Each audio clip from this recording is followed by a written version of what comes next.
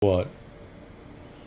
A lot of that too, if Danny would have put more effort into his sons instead of the whores that he messes with, his sons wouldn't, they would have progressed more because, tell me what you think retarded is. Somebody that's mentally challenged. That can do what?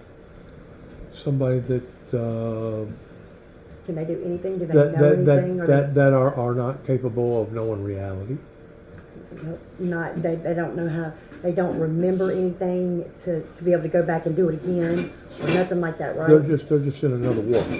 They're in another zone. Do you see them boys like that? Absolutely. I don't. You don't? No, sir. No, I think they're severely autistic, but they're too smart. They can spell, they can write, they can read some stuff. Well, Not much. Well, see, I didn't know about all that. I didn't either. But see, they got a double whammy.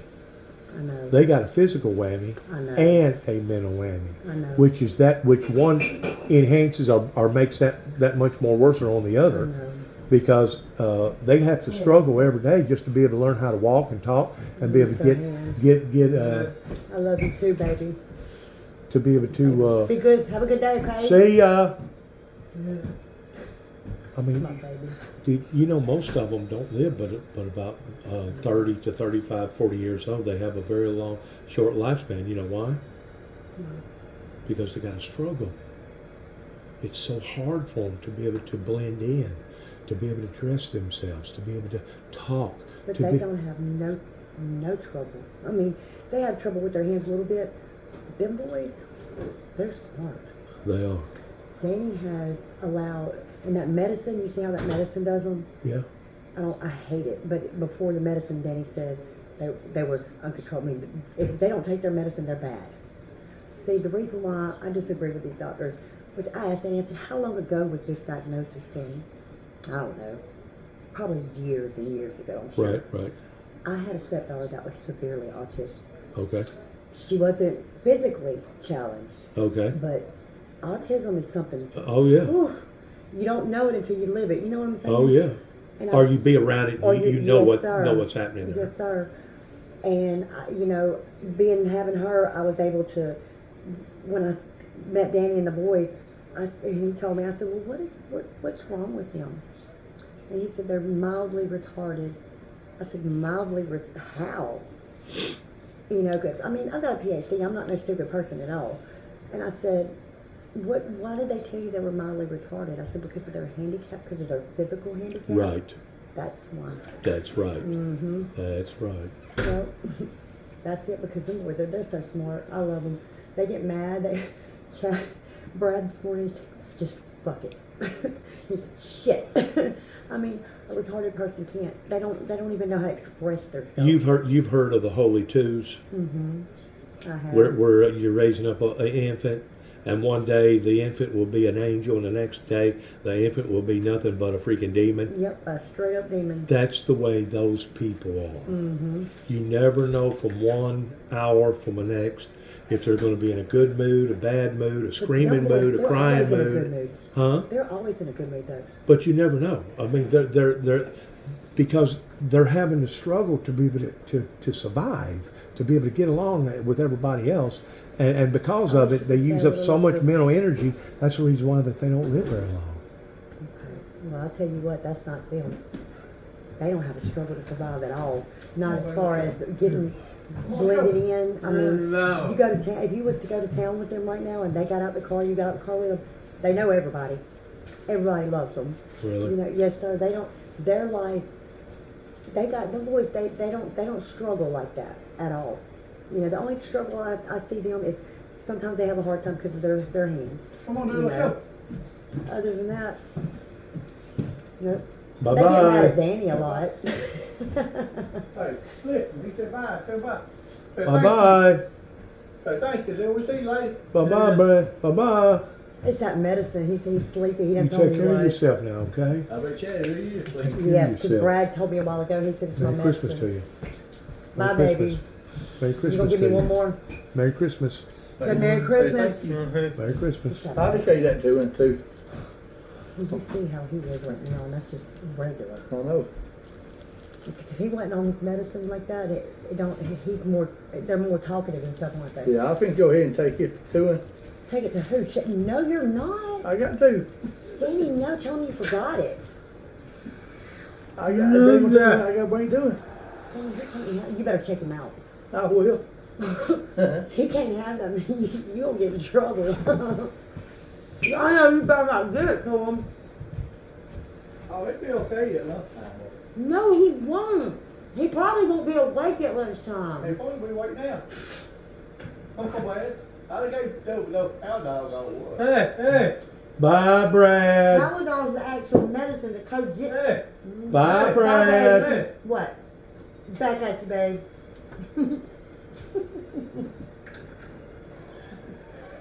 Anyways, David you're was wrong right. with them. The psychiatric community, as far as I'm concerned, they have added more problems with the medicine trying to cure them. But now they have come out of the dark ages in comparison to the way that they used to be. Oh, yes, because sir. back in the like the 17th, When you and 18th I century, the were growing up 19th too. century, Mhm. my God, they throw them in freaking A straight jacket and leave them there. yeah. Yep. I tell you And what, they would do lobotomies on people. I know. They would literally go in and cut different strands, go into their brain, and control them that way because a lot of them Oh, that makes me sick. they do become violent if they're not on that medication. My But stepdaughter, she was violent. it's the psychiatric communities that got them addicted to that type of medication. In other words, whenever I was in Butler, North Carolina, there was this guy that took a rock and throwed it into a post office. You know why he done that? He knew because it was cold and he was about to freeze to death, and he knew that if he done that, he was going to get a federal charge. Well, that's right. He'd be able to stay warm. You know why? He stayed in there as long as he stayed in there in Butler, North Carolina, because they was using him as an experiment. They would give him this drug for 6 months and see if it made him swell up, or give him this drug and see if it made him go blind, or give him this drug and see if it made all his hair fall out. They experiment with people. I start law school in the spring. They talk about Hitler being cruel and mean. Not as cruel as the government is itself. He may have been, but the government's way worse. That's what I'm thinking. I know it. I believe it with all my heart. I'm going to law school. Start law school in the spring because I want to be a civil rights. I don't care what color you are. You could be a flea. If that flea's got a right, it's got a damn right. That's right. That's Everything, just how I feel. and all lives matter. It don't matter what life it is. It don't matter it matters. if it's got a heartbeat. It matters. Yep. All life matters. Yep. And what's going on right now over there in Jerusalem is absolutely sickening to me. It's disgusting. Whenever you hear all them colleges and all those professors that is brainwashed all them kids and telling them that the whole problem lies within Jerusalem, and there's no doubt Jerusalem hadn't been saints. No. They hadn't done the Pakistan people exactly right, but you know. That was they're not right what they're doing. That was the same. That's right. You got several entities going on at the same time. But you know, whenever they went in there and they killed Saddam Hussein, they caught him in a spider hole and they finally got him, right? Finally. Did you know what that done? It just opened more doors, if you ask me. It did. It created a vacuum of all them other terrorists now coming into that same area. And whenever you're dealing with that type of people that's been brainwashed for thousands of years, Since birth. first of all, you can't reform them overnight. Nope. And secondly, you're going to have an iron fist to be able to rule a bunch of people like that towards being able to have any type of law and order. And whenever they killed Saddam Hussein, they killed their iron fist. They killed their iron fist. And instead of Dick Cheney saying, well, the reason why that we was over there was to eradicate the axis of evil and to bring stability to that region, they actually brought more instability to that region than they brought stability by getting rid of that guy. And if you ask somebody while we're fighting, what's the fight for? They don't know. That's what pisses me off. All the lives that we've lost, our lives over there that we've lost. What are we fighting for? Who are we fighting for? You know, what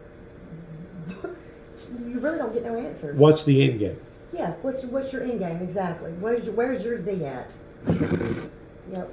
Well, whenever they went over to Afghanistan, I had two cousins die over there in the front line. really? First of all, the Afghanistan people did not mastermind 9/11. No, they did not. They was not intelligent enough, and they was They don't not have enough financed technology and enough to stuff. do that. Yeah. You know who done 9/11? So,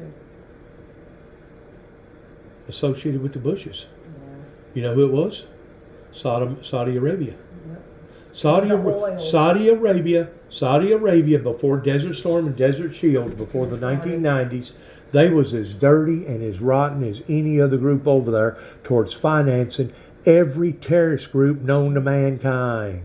Because they had the money, they had the oil, and they was using it for their own benefit, and they was burning the candle on both ends towards saying that they was our allies or our friends on one end, and on the other end, they was stabbing us in behind the back. You know what I'm saying? We funded them to do what they done to us. We actually went over there and created their establishment, and just like Donald Trump said, the very thing that the American government went over there to create has now come back and bite us in the butt, because that's the way that they sponsor, and that's the way that they profit by hiring all those terrorist groups over there. I don't know if you know this or not, but there's probably about 70 different terrorist groups over there, and they're all climbing on top of one another towards wanting to be the king of the mountain. You know what I'm saying?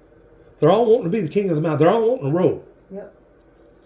But I'm telling you right now, it was not Afghanistan, and to think that we left the way that we did, and to leave not millions, the way we left. but billions of dollars worth of equipment over tanks, airplanes, stuff like that can be used against us to basically take it and recycle it and turn it back into something. You don't think that's going to bite our military in the butt? It is. I don't care how smart our military, how good our technology is. You know, they say that we're the smartest country in the world. I don't think so.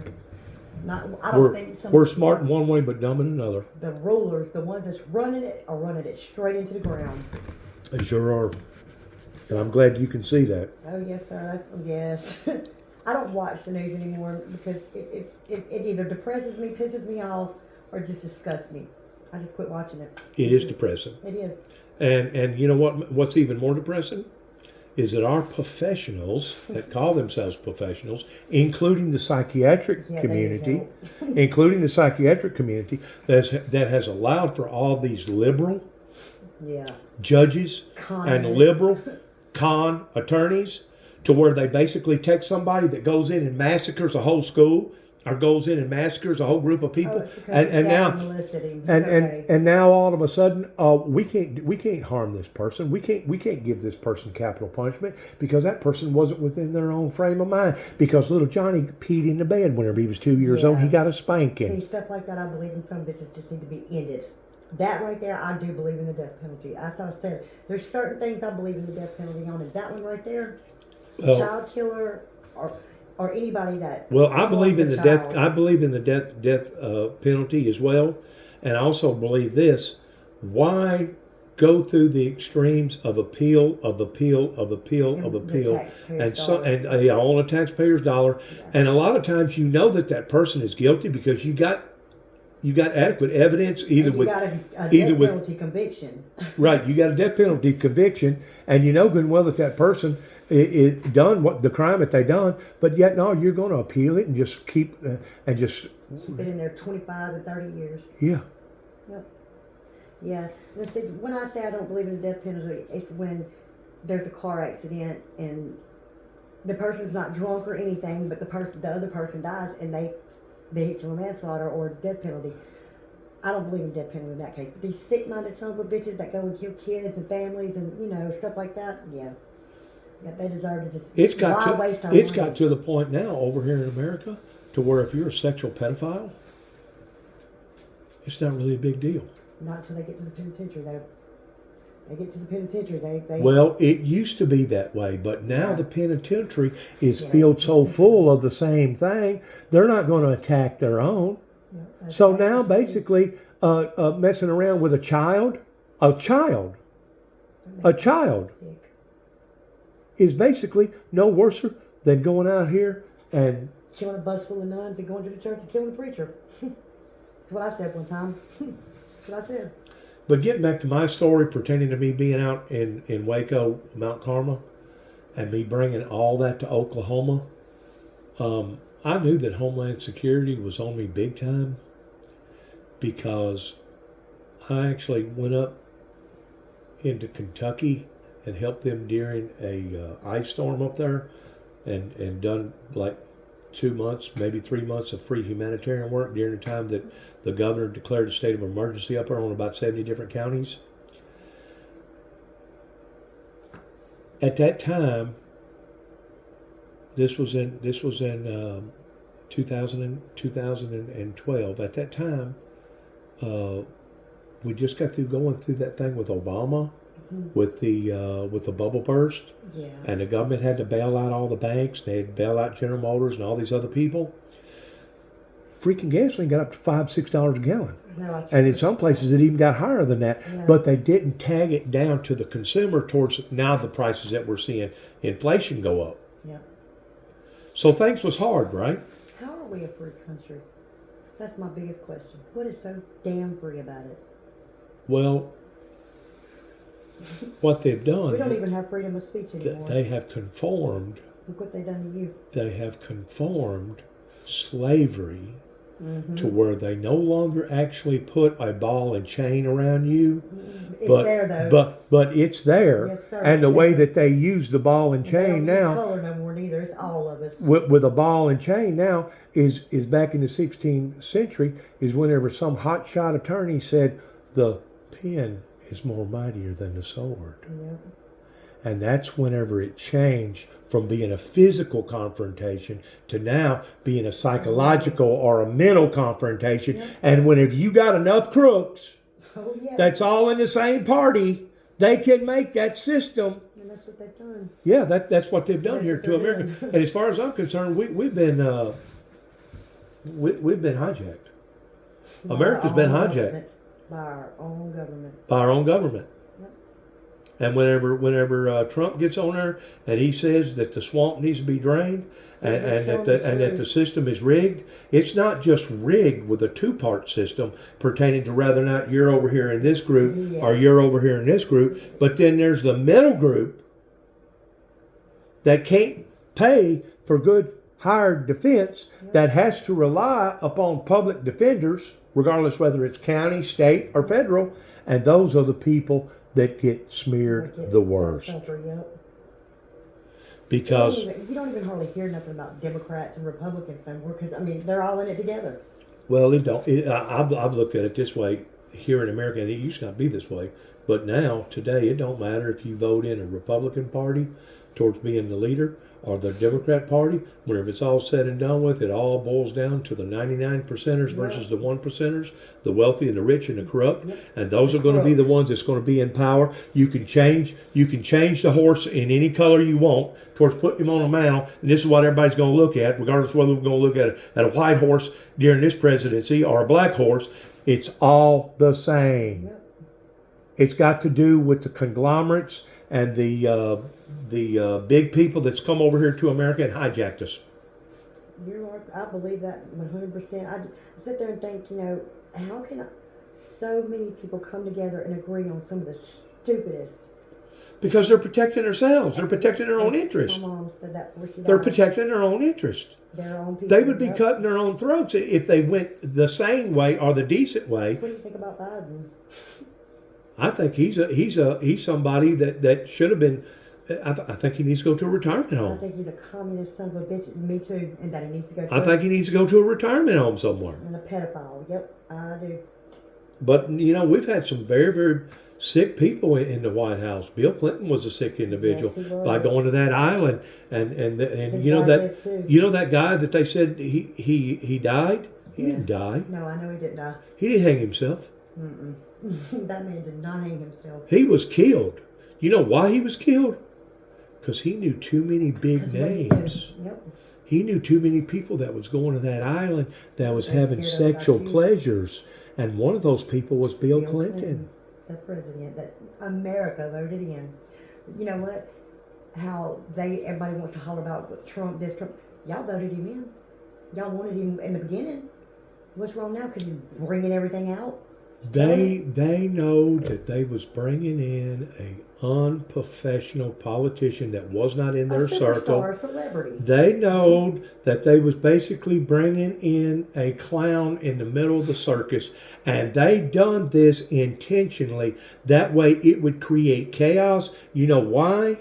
So they could do Because things now together. it's created a diversion, and now the American people cannot stay focused on the things that they should be focused upon, because now we're looking at court this, court that. Yep. We're looking at this. He couldn't even be a president. I mean, they didn't. He wasn't allowed to be a president. Y'all knew what he was before he become president. So why hold it against him now? What he done in his personal life? Y'all, he wasn't a politician growing up. He wasn't a senator or a lawyer or none of that shit. He probably should have been. He probably had. He probably had the money and the influence to be able to be. You know what I'm saying? Yep. But look how the people in New York's attacking him. His own people. Yep. His own people up in New That York. voted him in there. See, you know what they're doing to him now? I think I got it wrong. You know what they're doing to him I'm now? not crazy about him, but I think they're wrong the way they're doing him. They're using him as an scapegoat. Yep. Putting it all And, up on him. and plus they're using him as an instrument, kind of like a diversion. You know, whenever you used to read about whenever they used to rob a bank years and years ago, they'd set a fire on the opposite side of town while everybody was running to the fire. The real crooks was going to the bank and robbing the money. That's what they've done here. They've created a diversion. With the biggest clown they could use. Exactly. Yep. And they're both guilty. That's the reason why I say that it don't matter. Rather not it's the Democrats, rather not it's the Republicans. You can shake them up, put them in a sack, shake them up and drop them out, and I guarantee you they're all going to come out the same. And as far as I'm concerned, I don't know how Southern that you are. Mm-hmm. I wasn't born a Southern, but I was raised up a Southern, and all my people's from the South. Southern. From the South. But as far as I'm concerned, the Union has failed the State of the Union, yes, because it was the Union that said, we're going to dictate, we're going to dominate, we're going to come down here and tell the Confederacy towards what they're going to do and what they're not going to do. And finally, there towards the last, the Confederacy gave in to the Union by saying, okay, y'all want to run the damn show? Run the damn show. Now look what the hell's happened in the past 150 years. Look where we're at right now towards the show being run. We're $33 trillion in debt. We got over 2 million people coming over the border illegal. We don't know a bit more know if they're pedophiles or they're drug dealers or they're Taliban. We don't know. There's sleeper cells right now all over this country right now that are just waiting to attack the Americans. Yeah, and they're filing taxes and without Social Security. And getting more benefits than what we are. That was what Donald Trump was trying to prove. We have been hijacked. From the inside, by all these big conglomerates that's come over here, all these big money people. See, I started looking at it from even a bigger fundamental. Think and look outside the box. So yeah. To this day, the Mennonites and the Amish, they basically have their own little clique. Mm-hmm. They're not associated with the government. They basically run their own laws. They conform their own laws, and if there's problem within that clique, they take care of that clique. Take care of it. That's right. But at the end of their lifespan, they don't get Social Security. No. They don't get disability if they get hurt. You know why? Because they don't pay no taxes in. They're exempt from the system because they're not part of the system, right? No. Okay? Mm-hmm. But I got to looking at that, and you know, we got a bunch of them over there where we live over in Tennessee. Mm-hmm. If somebody's house burns or somebody's house gets blown away, that whole community will pull together immediately, and they'll build that person's house back. Yes. They'll take care of their own. Yeah, but around this area. Yes. Well, you know why? You know why? Because long about after World War II, 75 years ago, back whenever our ancestors was part of the big smokestack industry era, back whenever they was creating microwaves and toasters and TVs and all this other washers and dryers and all this other stuff towards modernizing the world, we was having people coming over here from other parts of the world that was extremely powerful and extremely rich. And I'm just going to use this for an illustration.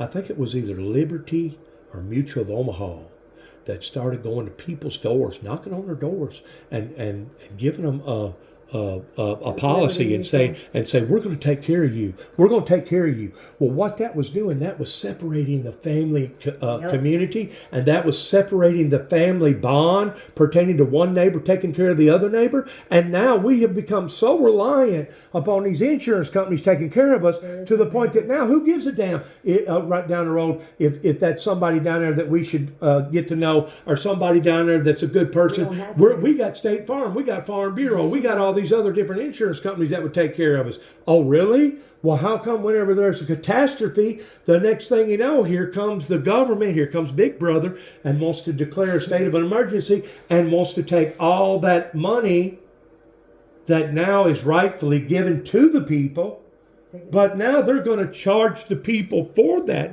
endeavorment, and that's one of the reasons why that we're billions and billions and billions of dollars, no, not billions, trillions of dollars in debt. We make our own goddamn money. The Constitution needs to be rewritten, and all them son of bitches over there in Washington, like Trump said, drain it. Well. But it's going to take somebody. Whenever the insurance companies come over here and the big conglomerates telling us how the cow was going to eat the cabbage, we have basically been taken over from the inside out. I know that. You're right. We've been hijacked. And think about this for a second. A lot of people don't realize For the past 30 years, we've seen Kmart, Big K, Walmart competing. Those was the three major giants that was competing. Well, we know who won. Walmart won. But as we're sitting watching the giants become giants, how did they become giants? Exactly. They become giants by stifling out all the competitors pertaining to your mama papa businesses. Yep. And now they basically dwindled and died away. In the meantime, what is the Walton family doing that promised Americans that they wouldn't do on national TV while Mr. Walton was still living, and saying that it was going to be America first, America products we was going to build, America products is going to be what we was going to sell. Mr. Walton, I believe, meant that. I do. But whenever he died, it changed. Walmart went to shit. And you know one of the big things that's been to our disadvantage is the computer. Oh yeah. The computer, because now all of a sudden you can go online and now you can see where you can buy the same shirt over in Venezuela that basically are working sweatshops over there, paying their laborers maybe $1 a day. Walmart workers over in China ain't getting 17 cents an hour. That's So kind of like someone fighting. So they get online and they get the cheapest competitor out there to be able to ship them all these shirts over here or all these TVs over here. In the meantime, they've cut our own manufacturing throats over here, our labor force, to the point that now you got all these freaking buildings that used to have one shift, second shift, third shift that was building TVs, that was building shirt factories or whatever, and now they're empty. Yep. And you know what Donald Trump said about them? Yep. He said, whenever you get in a small airplane and fly around, he said it reminds me of tombstones. He said they're empty buildings that at one time used to be part of our labor force that we depended upon, and now they're vacant buildings sitting there. You wonder how come that the drugs has inundated our communities. You wonder how come that people has resorted of being outlaws and going out here robbing and killing and doing things. It's because the system has failed them. The system has failed them. Who was the system? The professionals, the politicians, the preachers, the uppity ups, the white collar folks. Yeah, the white collar folks. Yep. Our people. Yep. They have basically cut our own throats, and now we're left to bleed out. And they're not going to help us. And you know what's even worse than that?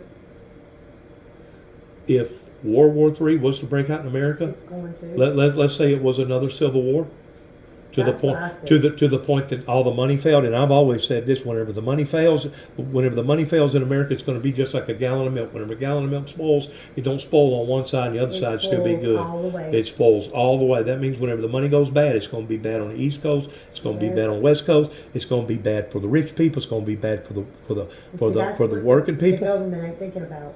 No. They're already thinking about this. You know why Yeah, they're it's thinking gonna about be this? bad for them Because too. they're investing in their assets. They're investing in gold. They're investing in other amenities. You know what I'm saying? So they're getting ready for this. That way, whenever it does, Bitcoin and stuff when that coming Bitcoin, on. all that other stuff, that way, whenever it does finally come down, they're still going to be left high and dry because they still have ownership to this property, to this property, to this property. They still got gold, they still got silver. So they're thinking ahead of time. In the meantime, they're preying on the weak-minded people. And that was the thing that I disagreed with, going back to my story about going down to Waco and investigating.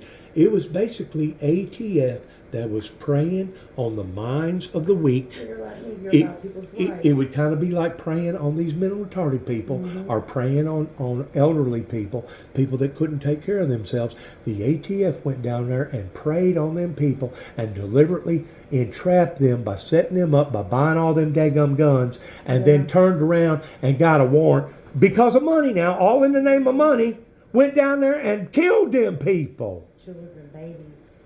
Killed them people. No, Mama, how you doing? Don't look too good. And they don't open back up till the 30th. Oh my God. Okay, well, let me see. And they're waiting for doctor approval. So our government is dirty and we are slaves. We're just slaves in a different format, in a different way. Oh, we're literally. You can't physically, like you said, there's no ball and chain that we see, but it's there. Yeah, it's worse than it used to it's be. metaphorically, it's a metaphor of slavery. Yep. We're still slaves. Don't think for a second that we're not slaves. Oh, we are. Because if you don't make your payment, they're gonna shut down your system. They're gonna And they're if gonna you don't mark have your credit. They're gonna insurance, hurt You you. need chemotherapy. Well, I'm sorry, you're not going to get it. Just die. Basically, is what they tell people. You know, and I don't get like I almost died. I had my kidney removed. Tell me, I had a kidney removed at the age of 2 weeks. Did you? You Yes. was 2 weeks old? Yes. Oh wow. Well, I was just mine was in 2010, so it hadn't been that long. Oh But man, yeah, a robot took my kidney out. it did. It was damaged in a car wreck when I was 15. I was in a coma for 8 months, and my kidney, two of my ribs broke, and one of them poked a hole in my kidney. Oh man. I'm in a coma. I can't tell nobody I'm hurting or anything, and they can't give me nothing or anything. So I'm just laying there. I can hear everything, Really? everything. They claim your hearing is the last thing to go. I heard everything. I don't know when I started hearing stuff, or I heard that doctor tell my mama he was going to take me off the life support to see how long I could breathe on my own. I heard him tell my mama I was probably going to be a vegetable, and in my head I'm screaming, "He's lying, Mama! No." She was the only person I knew when I woke up, though. And that doctor I didn't like. I hated him. Wow. Because I was like, you're not even checking me, is what I'm saying in my head. You're not even Right, touching me. You're right. not even checking my heart. You're not doing nothing. So they had to take your kidney with? 15 years later, 15 years later, they had to repaired take. it. They repaired it that during this time. Right, They had right. to cut me open. This is where they done it. They cut me open and repaired it I got you. right there. It's amazing. That's a small scar. You know where my scar They starts? left it Annie? open. You know where my scar starts and stops? Right here to right here. Yeah, They technology cut me changed. open. Yeah. Of course, I wasn't but 2 weeks old, and at the God, why time, would they have to and cut at the time, 2 weeks old in 1961 was considered It's a miracle you're alive. a miracle because Look they what they did took they, it they out didn't of. they didn't operate on infants at 1961. You see all these little marks right here? Uh-huh. That's where they took it out at. Little bitty. I got 8 little scars on my stomach where they took my kidney out eventually. On the robot, it took the robot 22 hours to take it out because they weren't medically equipped with my situation. Because what happened was my pelvic never developed over a 12-year-old girl's body. I mean, I don't have no baby making body. You know, my Okay. hips don't expand. Okay. So, as I grew into a woman, my kidney and my pelvic's not moving, but my kidney is. Your organs grow with you. Okay. You know, like a child. That's why I tell people all the time, just because that child looks like he's 13, don't mean his organs on the inside are. That's And the right. doctor break that down. Or too. don't mean that his mind Exactly. is at that rate neither. Exactly. Because they're finding out now that a lot of these 16, 18-year-olds really has the mind of a 12 and a 13-year-old. Yes, sir. In other words, their mind hasn't developed yet. Sometimes they won't. But anyhow, my pelvic and my kidney was growing into each other because my kidney had nowhere to go, so it was causing me to be deathly ill. I mean, I was running fevers at 104, hallucination, brain damage. Bad. You know, Big bad. and And that went on for years? no, I would have died. No, sir. It was my kidney started leaking again, Okay. and all that poison started coming out of me. God started going into your system. Yes, sir. And they couldn't figure out why. What was wrong?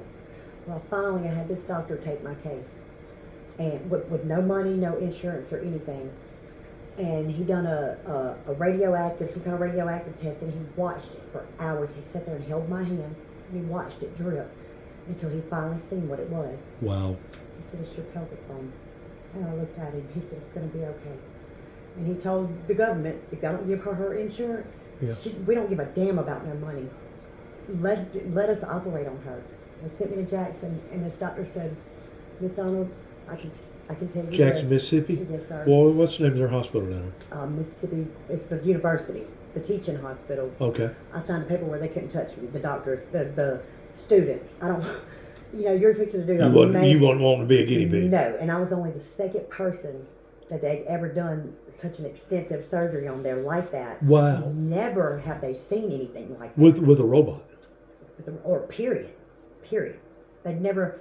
I was told they had bomb victims that come in there that they could deal with easier than what mine was, because you have to move stuff to get to that kidney. It's not just right there on. Your kidney's not. Right. So, and they wasn't.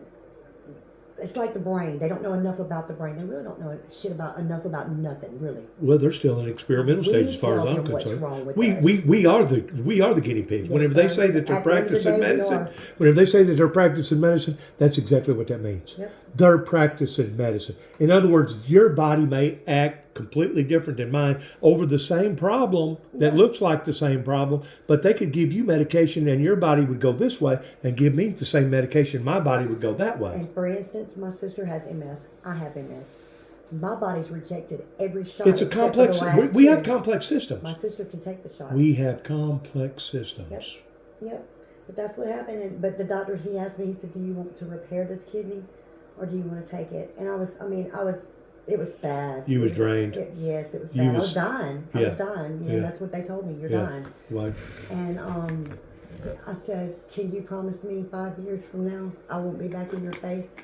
He said, "No, ma'am, I can't." I said, "Take it out. Please take it out." I didn't think I was going to make it. No way. I didn't give up. I never will give up the fight. But I told him, I said, "I'm tired, Doc." I said, "I'm just ready to close my eyes and wake up and it be gone." So whenever that was removed, you noticed an increase in your Everything. everything. But I also... That was draining you down. That was sucking you down, It wasn't was it? taking my life, yes, sir. But so much changed then, and then that's when all my other illnesses started kicking in. It was like, wow, I'm finally feeling better, and now this. Well, that's the same way with an elderly person. Yeah. They start getting old, and the next thing you know, your liver starts going bad, I or thought your cirrhosis kidney of the starts liver. going bad, or your eyes and your ears start going bad. One thing will contribute to another thing, legally blind. and before it's all said and done, now you're just a basket case. Yeah, that's basically You're how I basically feel dying. At 44 years old, yes, sir. You're basically dying. I will tell you what a doctor told my sister about 2 years ago. I had to go. They wanted to do it. The government, for my disability, wanted me to do an MRI, and the doctor told my sister and them why. She's not in remission no more. She's not going to get no better. What do you want us to tell you? She's dying. My sister was infuriated, and I was like, "Don't, sis, it's okay. It's okay. They can't do nothing for me. They can't. They didn't give me the shots that they had to offer at the time. My body's rejected them, because when they took my kidney out, my whole makeup changed. Like my taste buds are different. I mean, they're saying I'm allergic to every single antibiotic except for erythromycin. All the rest of them will kill me deader than hell. Really? I can't take a lot of the what do they call it? The nasal decongestants and stuff like that. I can't take hardly none of those. I'm scared to take anything really. And I have cirrhosis of the liver, not because of being an alcoholic, because of scarring done to my liver through all of this, everything that's been wrong with me. Right. I just caught health. One thing contributed to another thing contributed to something else. I had a physical therapist say, had I not read it in black and white, he said, "I thought you was a damn lie." Because I was like 32, 33. Right. He And you said- have such of a beautiful personality about you, and your Not whole every day, your whole sometimes I don't. your whole demeanor and everything is so beautiful. You know what I'm saying? You're the same age as my son. I have my moments. Trust me, I get angry. I don't understand. We why, all do. but We all do. Hey, don't think for a second that even the professional world out there that wants to look pretty and wear nice suits and pretty blouses and works in a professional world, they have just as many faults as we do. They have just as many yeah. down moments as we do. The only thing that saved me whenever I was born is the hand of God, number one, and number two, I was not born in the South. that saves you. I was born in Antioch, Illinois, north of Chicago, and their medicine was so further advanced And it is now till to this to day. where it is. in 1961 it wasn't nearly one of my such of a brothers. big deal. But if I'd have been born in the South, I'd have died. My mama was born with one kidney. Danny was born with. No, Mama was born with half a kidney. Danny was born with. He's missing a kidney. He was born without one. You got two kidneys. Mm-hmm. And you can live all your life with just one kidney. You can as long as you take care of As long yourself. as you take care of yourself. You can't, don't need to my abuse right yourself. kidneys are My mama used to damaged. always tell me, well, you'll never be a drinking man. And I always say, well, why not, Mama? She said, because you only got one kidney. She said, if you get out here and become a drunk and be on alcoholics, she said, you won't be living long. Nope. She said, you won't be a drinking man. She didn't have to worry about that, huh? But you know, God saved my life. But my parents, they really thought that I was going to die. I could only imagine. And they didn't even take me home. And I asked them, I said, why didn't you take me home? Wasn't I loved? Wasn't I welcome? She said, because we was afraid that if we become too affectionate with you, and then if you did die, it would have been harder on us. So we just decided just to leave you in the hospital. I basically stayed in the hospital for almost 3 months whenever I was born. Oh, wow. And I But was they born. were there with you, right? Yeah, they was there with me, but I went through a long recovery state, and I it was have a friend of basically St. Teresa's Hospital that saved my life, and all those beautiful nurses in there that was praying for me, love 'em. and they may have been nuns, I don't know, but I just know that the hand of God was upon me, and I lived. There's a reason why, because if you wasn't supposed to, you wouldn't have. We all know that. And then, like a bird brain, I messed up because we was living in Round Lake, Illinois, and I was a little inquisitive little crapper. And I decided one day Couldn't be upstairs, no plain guy. Come on now. I was upstairs, and I decided that I got my mother's keys away from her, and I was going to poke these keys into the electrical socket, and I poked one in one side, it didn't do nothing. Poked one on the other side, it didn't do nothing. So I decided, well, let's leave this key in this hole, and let's take another key off the same ring and poke it in that other hole. And by God, whenever I done that, it lit me up. I bet it did. It did. It lit I me had the up. electricity swing me away from it. Hey. before. The fuse box downstairs was where the kitchen was. My mother was down there washing dishes, and the fuse box blowed up. And she said a ball of fire come out of it and caught the curtains on fire. And if she didn't already have a sink that has already had water right there, she said the daggum house would have burnt down. And she said, I know something had happened because all the lights went out. Did it hurt you? I walked around for 3 months with the taste of copper in my Copper, tongue. I still to this day. I tell In people my all the tongue. time, I can taste copper all the time. And I had the And I'm allergic to impression, copper. of keys in In the your palm hand. of my hand for I know over 6 months. Yep, I still Because I was taste only copper. 4 years old. I was just a little tiny little fart. Yeah, You know what I'm you- saying? yeah, I didn't know what was going Being on. bad. And of course, when we moved from up there down here in 1966, I was basically about 6 years old. I was a slow learner, and I don't know if it was a slow learner because of what went on in my life at the age of 2 weeks, pertaining to all the medicine, all the anesthesia, plus the operation, or if it may have been the electrocution. I don't A know. little bit But both. one or the other, it may have been both. It made me be basically, what did you call it a while ago?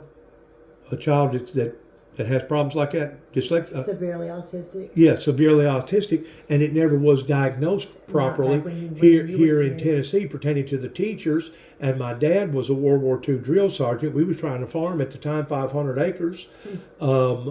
He was very abusive, not only verbally but also physically I abusive. was too. And it got to the point that I didn't even bring my report cards home because I was afraid that I was going to get my ass beat every time I come in there with bad records. So I got somebody else to sign my report card, acting like that they was my parents, and basically the school knowed that I had this problem, but they also know that we was farmers, and back then they had compassion on the farming community because they knew that the children was relied upon towards putting the crops in, taking the crops out, and they was actually education wasn't the main focus then. education was bogus back then, and basically what they done, they just put you on the back burner and said, okay, we're just going to give this one here straight D's, and we're just going to kick him up to the next class, and maybe that teacher will deal with it. We're going to kick him up to the next class and let that teacher deal with it. Well, they done that. The one through 8, they done that in Sharon School, but whenever I went to Westview, they didn't play that. They didn't play that game. That was ready to help. They didn't play that game. In other words, if you didn't remember what you read, and if you couldn't take the examination, you got an F. Yep. You got an F. That's how it should have. I struggled through the 9th grade, and I barely got through the 9th grade. And once I went to school on the 10th grade, and I realized what was against me, I said, forget this. At the age of 15, I went ahead and got a worker's permit, and I went out here and got to building houses and working in the construction industry. My brothers did that. I got away from all that. We done mobile homes and stuff. My family owned trailer businesses and stuff, set up trailers, and we own that kind of business. But that's basically what happened to my brothers, because one was born in 61, one was born in 62. And it's really unfortunate because a lot of children, if they was raised up in either a better household or in a better surrounding, they would have been tremendous. They would have been so smart. They would have been more than what they are. Yes. They really could. Like I said, I love Daddy. He's my best friend. I would tell anybody that I take up for him. I got his back. But I tell him all the time, you're what's wrong with them boys. Because if he put as much effort into them boys as he does his women, yep, he wouldn't go through some of the stuff that he goes through. No, he wouldn't. He has been his own enemy in that degree by not being adequate to them kids and teaching them kids the right thing. Because I mean, last night, that little dog that was in here, he peed in the floor right there. I said, Danny, what are you going to do about that? He said, no, ain't nothing. I'm good. My dog. Hey, my dog. Yep. I said, go get that dog and take that what dog and grab that dog up by the neck and take its nose and rub it down in that pee and tell him that dog shouldn't do that, and then spank him a little bit and put him outside. You got to put forth the effort to teach the animal not to do it. Just like the children. I know, we all tell him. But who knows how Danny was raised up? He had an awesome mom and dad. His sisters told me, and Danny, what's wrong with Danny? I had a speech impediment. If you would have heard me when I was a child, I sounded way worse than him and Brad. Me and my little brother both, because my dad was sprayed with Agent Orange over in the Vietnam-Korean War. Gotcha. We have certain effects that affected us. Well, one of the things wrong with Danny is he don't have no front teeth. That's the reason why whenever he talks, you can't really understand him. That's what I told him. I said, why don't you? I said, you know what? You got enough money to get your teeth. You got insurance, Danny. The boys do. The boys have toothaches all the time. Oh, my. I don't know. But he would be able to talk a whole lot better if he had a set of teeth in his mouth. You know what I'm saying? Yeah, but you got to put forth the effort. If you don't put forth the effort, you ain't never going to see nothing multiply. Exactly. And then too, of course he didn't plan on raising kids by himself. Of course he didn't plan on having those kind of children. Right. Who does? He tells me that their mother is awful. Yeah. Is she? I met him I met him 3 years ago down at Bruton and Branch in Pickwick. And she doesn't call or anything unless she wants to. And I got associated with their lives. And since then, we went camping 2 or 3 times. And did he tell you what happened to me this year toward me almost drowning? About the pontoon? Yeah. Who sinks the goddamn pontoon? How the only way to do it is there's water in the tube. How the hell did he sink that pontoon? Please tell me. I've been waiting to hear this story. I didn't want to bring it up because he told me it was touchy. But I would love to know the story. Well, we was doing real well 2 days before that, before he got on the telephone, and he called up his buddies, Harley and Harley's wife. Have you ever met Harley and Harley's wife? Uh-huh. They're heavier than I am. Uh-huh. They're like 450 pounds apiece. But weight don't matter on a pontoon. It does not matter. What happened on the pontoon? It was a freak accident. They call them eddies in the Mississippi. Uh-huh. where It's like a whirlwind. a whirlwind, but it's a whirl of water that starts going around and around. And if you get a boat, I don't care if it is a pontoon boat, it actually take that boat down. Yeah, it'll suck it down. It'll suck it down. It's like a tornado in the water going this way. That's This right. way. That's right. Yep. That's right. Well, the day that we was out there, it was a holiday, wow. and there was freaking boats riding up and down Where through was there. y'all at? We was out there at Pickwick. I talked to him. That's where he says right. We was because at I was Pickwick. on the phone with him. And the boats was running rampant. They was probably doing 40, 50 mile an hour out there, and it was kicking up Jumped on waves. the same It was spot kicking there up was. 3 and 4 and 5 foot waves. And the waves was going against over there where a wall was, and as the waves what it was was. hitting against the wall, they was bouncing back. Yeah. As the waves was hitting, it A bouncing pontoon's back, not and made it was for that. creating a kind of like a washing machine. Is Yeah, what it was doing. Doing it like this. Yeah, Like regurgitating or whatever. that's right. Yeah. That's right. So whenever the boat went down on the front end, Danny was on the front and Harley was driving, which was an unexperienced driver. That was one of the reasons why that it happened. Yes, too. But what it done, the boat started sucking down. Okay. And that Harley was because and of Harley the didn't friction. notice it. And if he would have noticed what was going on and figured out, all we'd had to done was give it a little bit of gas because we had a 115 Johnson on there.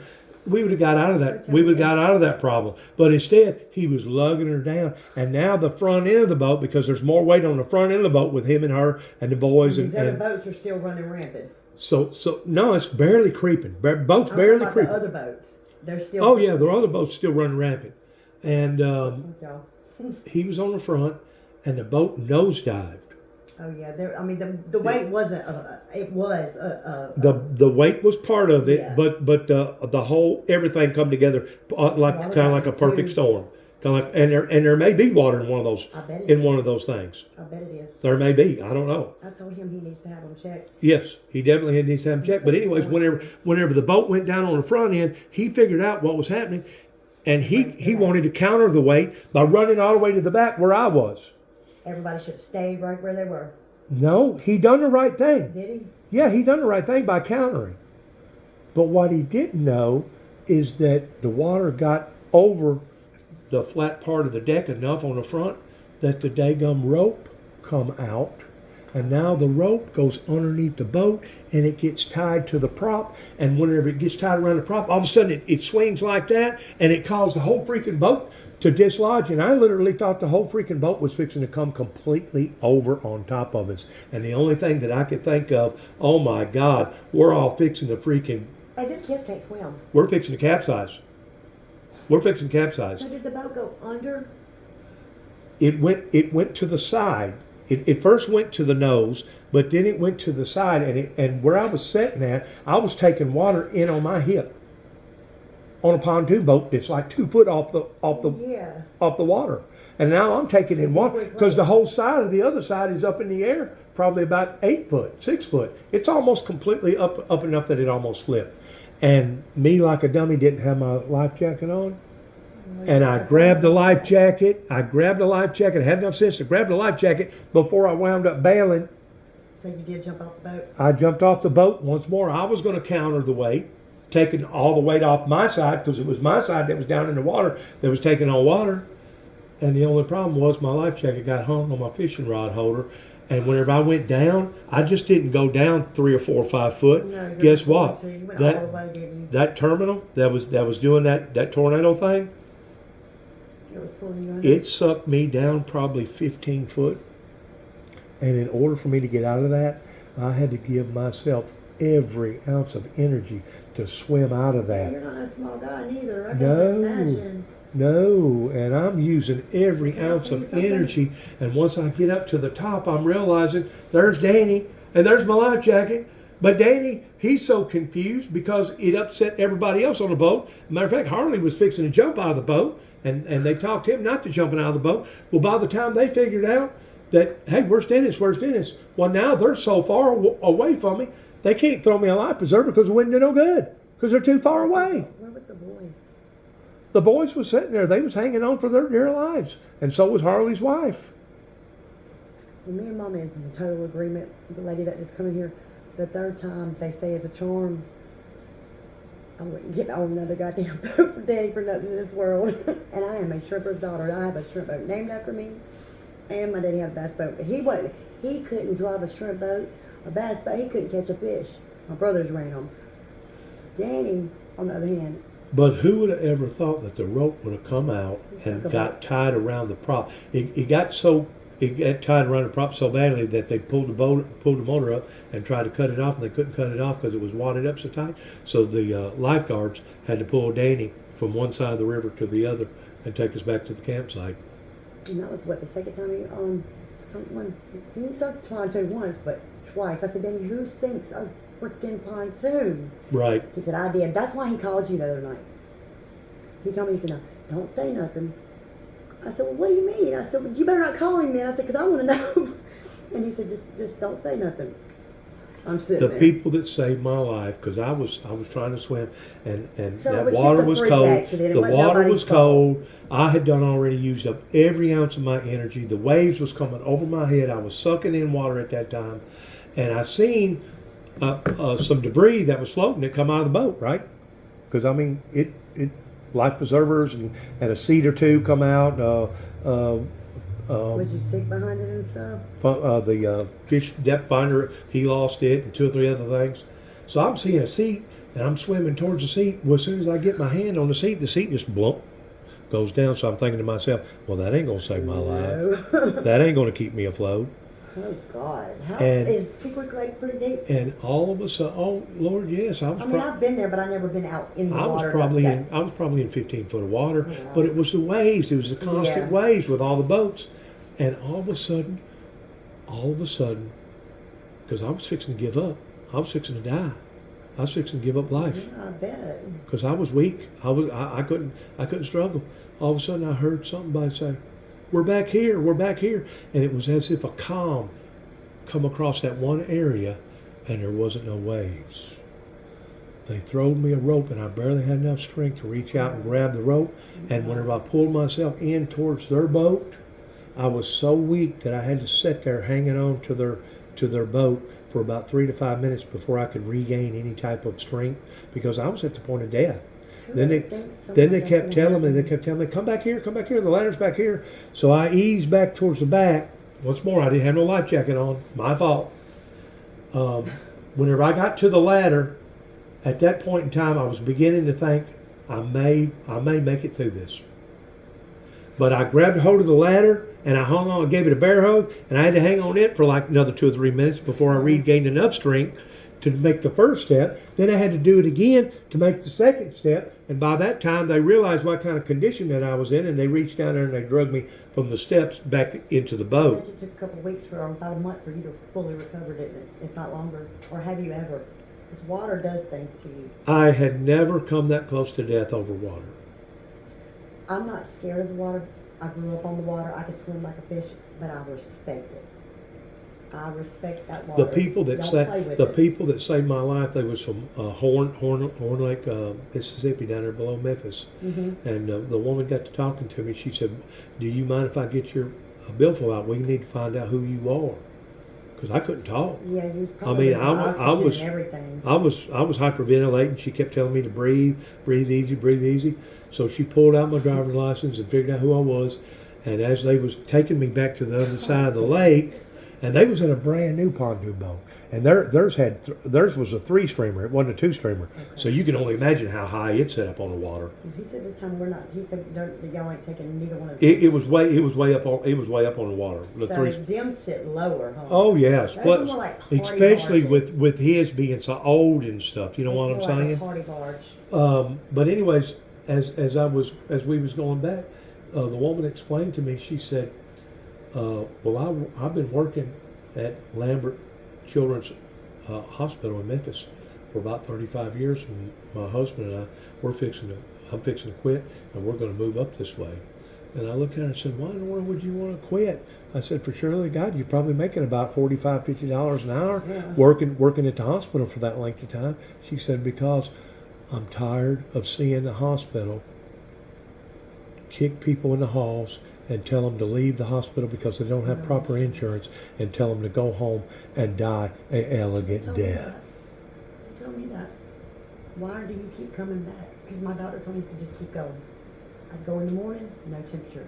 Go in the evening, sky high to unemployed. They couldn't figure it out. That don't mean just throw me to the wolves. So it ain't just a community problem here or there. No, It's a worldwide. nation problem. And since COVID has hit, like my son talked about yesterday, he said everything has went bonkers. He said they're finding out now that this COVID causes long-term fog to where people can't think as accurately. They can't function like they used to. Yep. And basically these factories now are hiring basically people that's already messed up either on drugs or they've been messed up on COVID. You know what I'm saying? And these people don't care about the quality. Most of them don't even care if they work a whole 8 hours or not. They usually walk away. It's hard to keep anybody hired anymore. And I don't know if the government done that by spoiling them, by giving them out all these stimulus checks or what. But this country right now is in a bad shape. It's in a bad shape. It is. A matter of fact, I got on Revelation is coming to it here. the phone a few months ago and made some telephone calls because I've worked all over America. I've been fortunate enough that I've been to coast 3 different times on my own dime. And basically, I was a storm chaser. And whenever you say a storm chaser, does that mean you're out here with a camera filming tornadoes? No.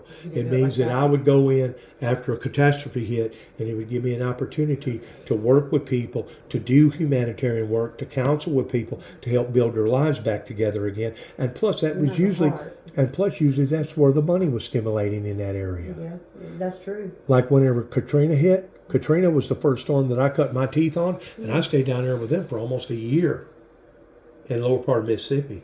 I helped you guys. I helped you guys. It was bad. I worked in Gulfport. I worked in Pass Christian, and I also worked outside Mississippi right before you get into Alabama, Biloxi. Biloxi. How far was you from Biloxi? I was actually in Rankin County when Katrina hit. I wasn't even down at home, but I felt the winds. But where you was raised up at, how far was you from Biloxi? 30 minutes. 30 minutes? So you know about the Biloxi Oh, people. yeah, Biloxi. I lived in Biloxi. I love Biloxi. That's my favorite spot in the whole world. Yep. So I worked down there for a I lived on while. the base as a child there, too. Okay. And That's once how more, good. it gave me an opportunity of working with people, but it also gave me an opportunity of seeing just exactly how cold-hearted that the insurance companies are. We're talking about people that has lived down there all their lives, that has had a policy with their providers now for 30, 40, 50 years. They've never turned in even so much as one problem, and now all of a sudden they're relying upon their insurance company that they have basically fed for 40 or 50 years, and now their insurance company comes back and says, well, we can't help you because it was water damage and you didn't have water water insurance. Or what you didn't about have flood you insurance. a foot over what it was supposed to be for you to be covered? They I was told my mama. they was crawfishing, and basically the area that I was at in Gulfport, Mississippi. Did you smell the death down there? Oh Lord, Smell yes. it home? For about 2 months solid, there would be anywhere from 3 to 7 ambulances that would come down every day. And the reason why is because people was putting a gun to their freaking mouth and pulling the freaking trigger, and they was ending their lives because at that point in time they realized that their life was over with anyway. Yeah, there was no. I know. Their life was over with anyway. A lot of friends. Because you know your insurance company's going to give you $5,000 for a nuisance settlement. Here's $2,500. Or what about the insurance adjuster that comes back? Now, see, I used to work for this lady. Miss Kathy was her name. She died shortly after all this happened. She was the lady. She was an adjuster. She was the one she was the wolf that came in after they give it. She come and said, "Oh, well, we changed our mind," and she would come back and take everything. As far as I'm concerned, the state of Mississippi officials, their state Congress and their Senate, they are going to spend eternity in hell for allowing for those insurance companies to come in and basically railroad their own customer base like that. Did you know that right now, the state of Florida, insurance companies are running out of Florida left and right to the point that they're abandoning their customership in Florida? You know why? because they can see things evolving with global warming and how many times Oh, yeah. that Florida's been hit, bombarded, and plus they've had a big scam thing going on down there in Florida pertaining to a lot of your roofers, Mexicans and stuff, toward ripping off people, and it's nothing but a cluster, you know what, down there in Florida right now, and it's really sad because so many people are being ruined. Taking their lives because And if you can get insurance, it's going to cost you like 5 times more than what it did 5 years ago or 10 years ago. Yeah, but they're still going to find some way to screw you. Yeah, and then they'll still screw you over. So as far as I'm concerned, the insurance companies have turned into nothing but basically legalized extortionists. It's the government. The government is. And the government has sat back and allowed for it to happen. Yeah. Now these was the people that come into our area, in our Trust. and told us, trust us. Trust us. We're going to take care of you. You no longer have to depend upon your neighbor to take care of you. We're going to take care of you. As long as you pay this amount of money, we promise you that we're going to take care of you. Well, they're not taking care of us. Anymore. I don't think it happened for too long that they did. They're not taking care of us. No. Especially with a catastrophe like Katrina or some of these other bigger catastrophes. You know who pays? You know who bites the bullet on that? We do, the taxpayers. Yeah. And the pandemic, it's still a pandemic. They just quit talking about it as much. That's all. That's how I feel about it. You know, I was offered a job to go work in Arizona at the CDC to run a lab in Arizona for the CDC. What part of Arizona? That I never did find out. I was to fly over there. I was going to be. I bet it would have been in Flagstaff. I think that it was close around Flagstaff. I'm not sure. They never did completely tell me exactly where, because it was inside of a mountain. That's where I would have been working at. But the things that they told me that I would be testing, the government puts it all out here. See, oh yeah, oh there's no doubt.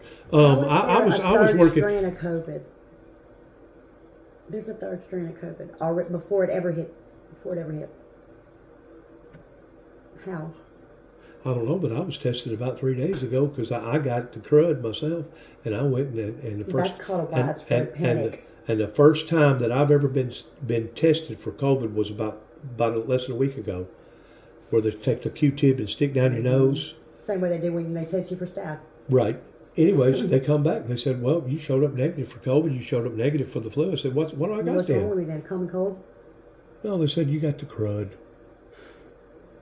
I told my son what they said. They said, "Well, is that supposed to be a legal terminology for a new disease?" Mm-hmm. No, it just means there's something out there that they really can't. That they're either not telling us about or they haven't identified towards what it actually is. And they are the ones that's created everything. I'm a chemist. It's population control. Exactly. It's population control. Just, like if you go and you're looking, who the hell were the architects that made these roads and stuff? These dead man curves. Why do we have them? Population control. Everything is controlled to keep population where they want. Well, right now, I really truly believe that was one reason why Putin went ahead and pursued his war over there with Ukrainians. I do too. Is because after about a year and a half of COVID, 2 years of COVID, it upset the apple cart so badly with all those oligarchs over there that was having to do the humane thing by giving their people COVID shots and basically helping their people out. Did you take the COVID shot? And once they got so far behind, they realized, how are we going to make this up? How are we going to be able to get this? How are we going to be able to make our cash back? And that's when they started looking at Ukraine. We'll just go over there and take their stuff. Yep. That's true. And they thought that whenever they went to war with Ukrainians, that they was going to have it settled within 72 hours. That's a lie. They thought they was going to have it settled. Ready for them. Do you know how many people it dislodged over there? Yeah, a lot. 15 million people got dislodged, and they went to those other surrounding countries. Well, at first, they was, oh yeah, y'all come on, the more the merrier. Well, now, those people realize that now you're infringing upon our lifestyles, and now we've had to go out of our way to be out more money for this and more money for that, and now they're griping about about the burden that's now been pushed upon all those other countries. And there are a lot of the men come back, but there's probably still over probably 6 million or more people that's gone. But why do you want to come back to a blowed up freaking country Who wants to go there now? when all your freaking buildings and your bridges and your roads is all blowed up? Yep. Besides that, why would the Russian government desire to want Do we to, even want to go? why would you want it to imitate a country that now you blowed all to pieces? Yeah, why? I mean, infiltrate for what? I know It's insane. And to be purposely bombing hospitals and fraternity wards and all this other stuff, as far as I'm concerned, the Russian government, they're nothing more than a bunch of damn terrorists. Yeah, they are. Putin's crazy. They're a bunch of terrorists. Yep. Well, you know what they say? They say that the Western world cheated them. You know what? The losers usually. You know do. what? You know what? In a way, they did. They may have. Our politicians did cheat them. You know why? But wasn't You know why? supposed to? You know why? Why? Because I was part of that agreement back in the late 80s in the Ronald Reagan era. You asked me a while ago if I've ever been in the military. Mm-hmm. Not directly, Mm-hmm. but indirectly. We've got all kinds of contractors that contract into the military that does stuff for the military That's not, that I'm not actually a veteran but you are subcontracted with them, aren't you? on a subcontracted level pertaining to black ops. They call it black ops. Mm-hmm. In other words, it's stuff that you're not allowed to really talk about. Yep. And it wasn't until I exposed my story was whenever they started attacking me but because of it.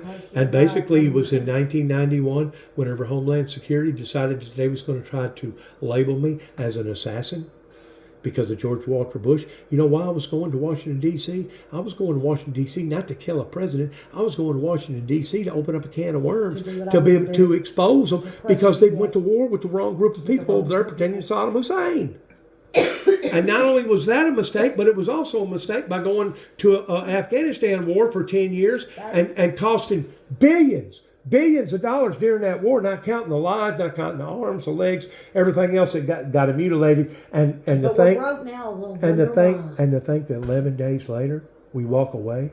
And the Afghanistan people lay down and let the Taliban take back over their country. Was that not a slap in the That was American the government's biggest- face? Yeah. Huh? I mean, they might as well just spit too while they're at it. Yep, that was.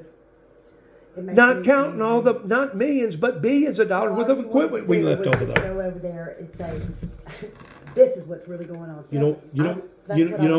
know what? You can't conform the devil. No, you cannot.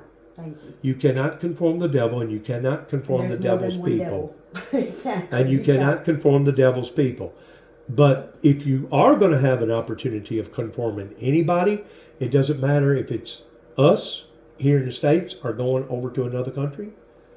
You're going to have to go by the leadership of the Holy Spirit because it's only God that conforms that person's mind and that person's heart that makes that person want to do better or change their ways to begin with. You can't, it's kind of like an alcoholic. My brother was an alcoholic and he went to Alcoholics Anonymous. He went to alcohol schools. They locked him up for 3 months. They locked him up for 6 months. And I think there towards the last, he actually done a spread for almost 2 years. The state had him locked up.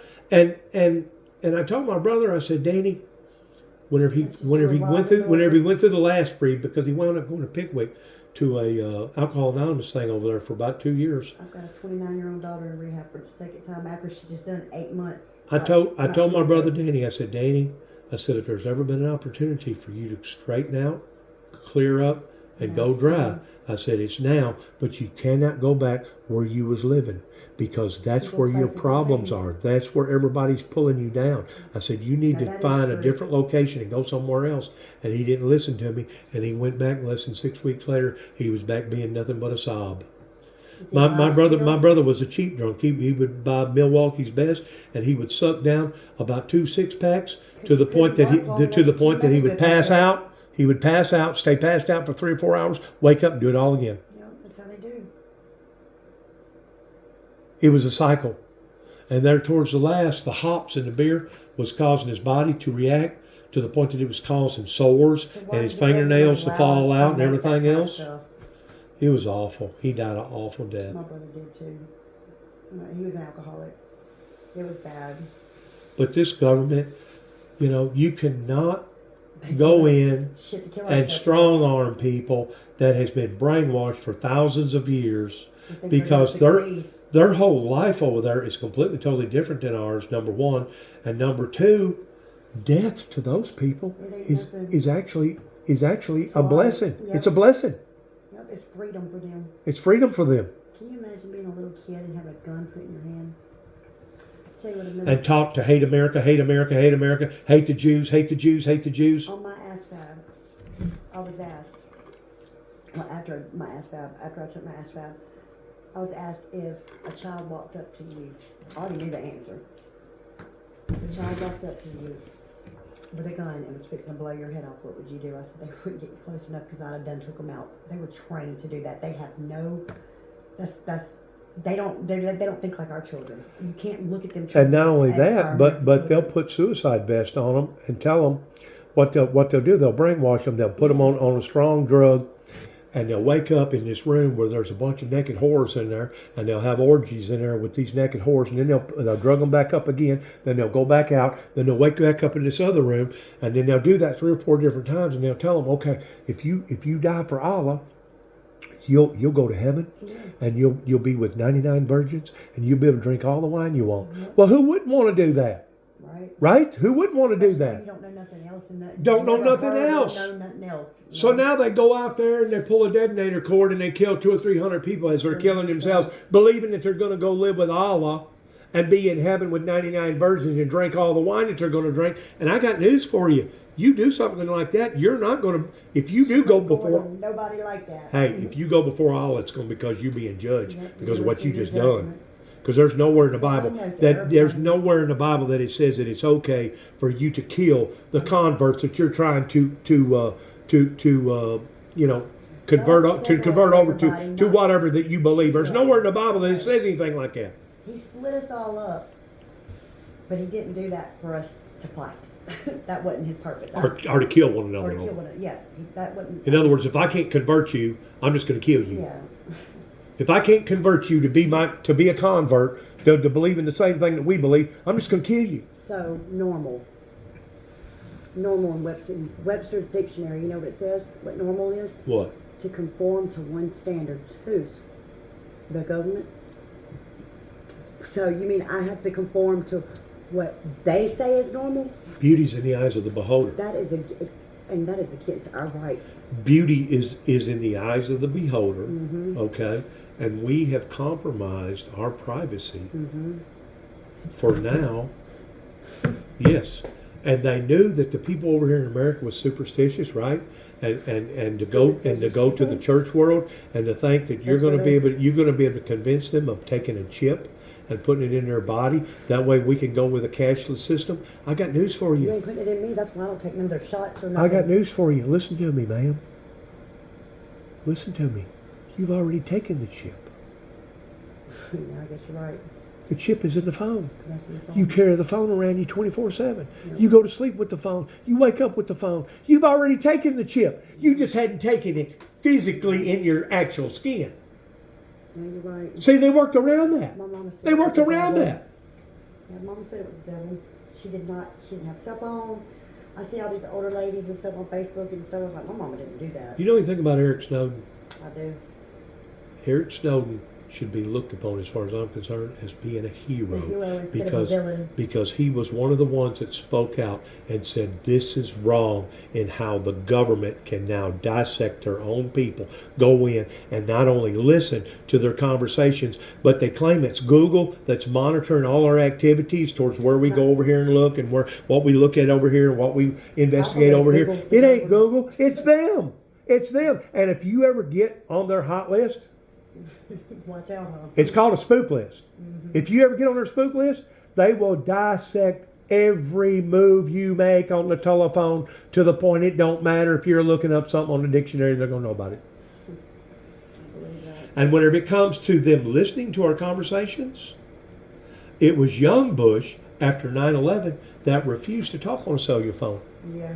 He said that it was a breach in privacy. It is. And he would not talk on a telephone unless it was a landline telephone.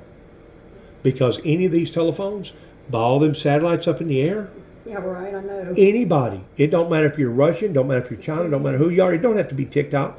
They can hone in on you and find out what's on your phone and how you've been talking and who you've been talking to. See what IP address you're on. So we have compromised. Yeah.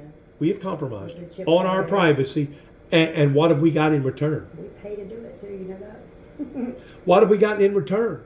Because they promised us security. But instead of us being secure, it's more insecure now than what it ever was. They put up all these cameras and all these stoplights, all these cameras and all these stores. They got all this.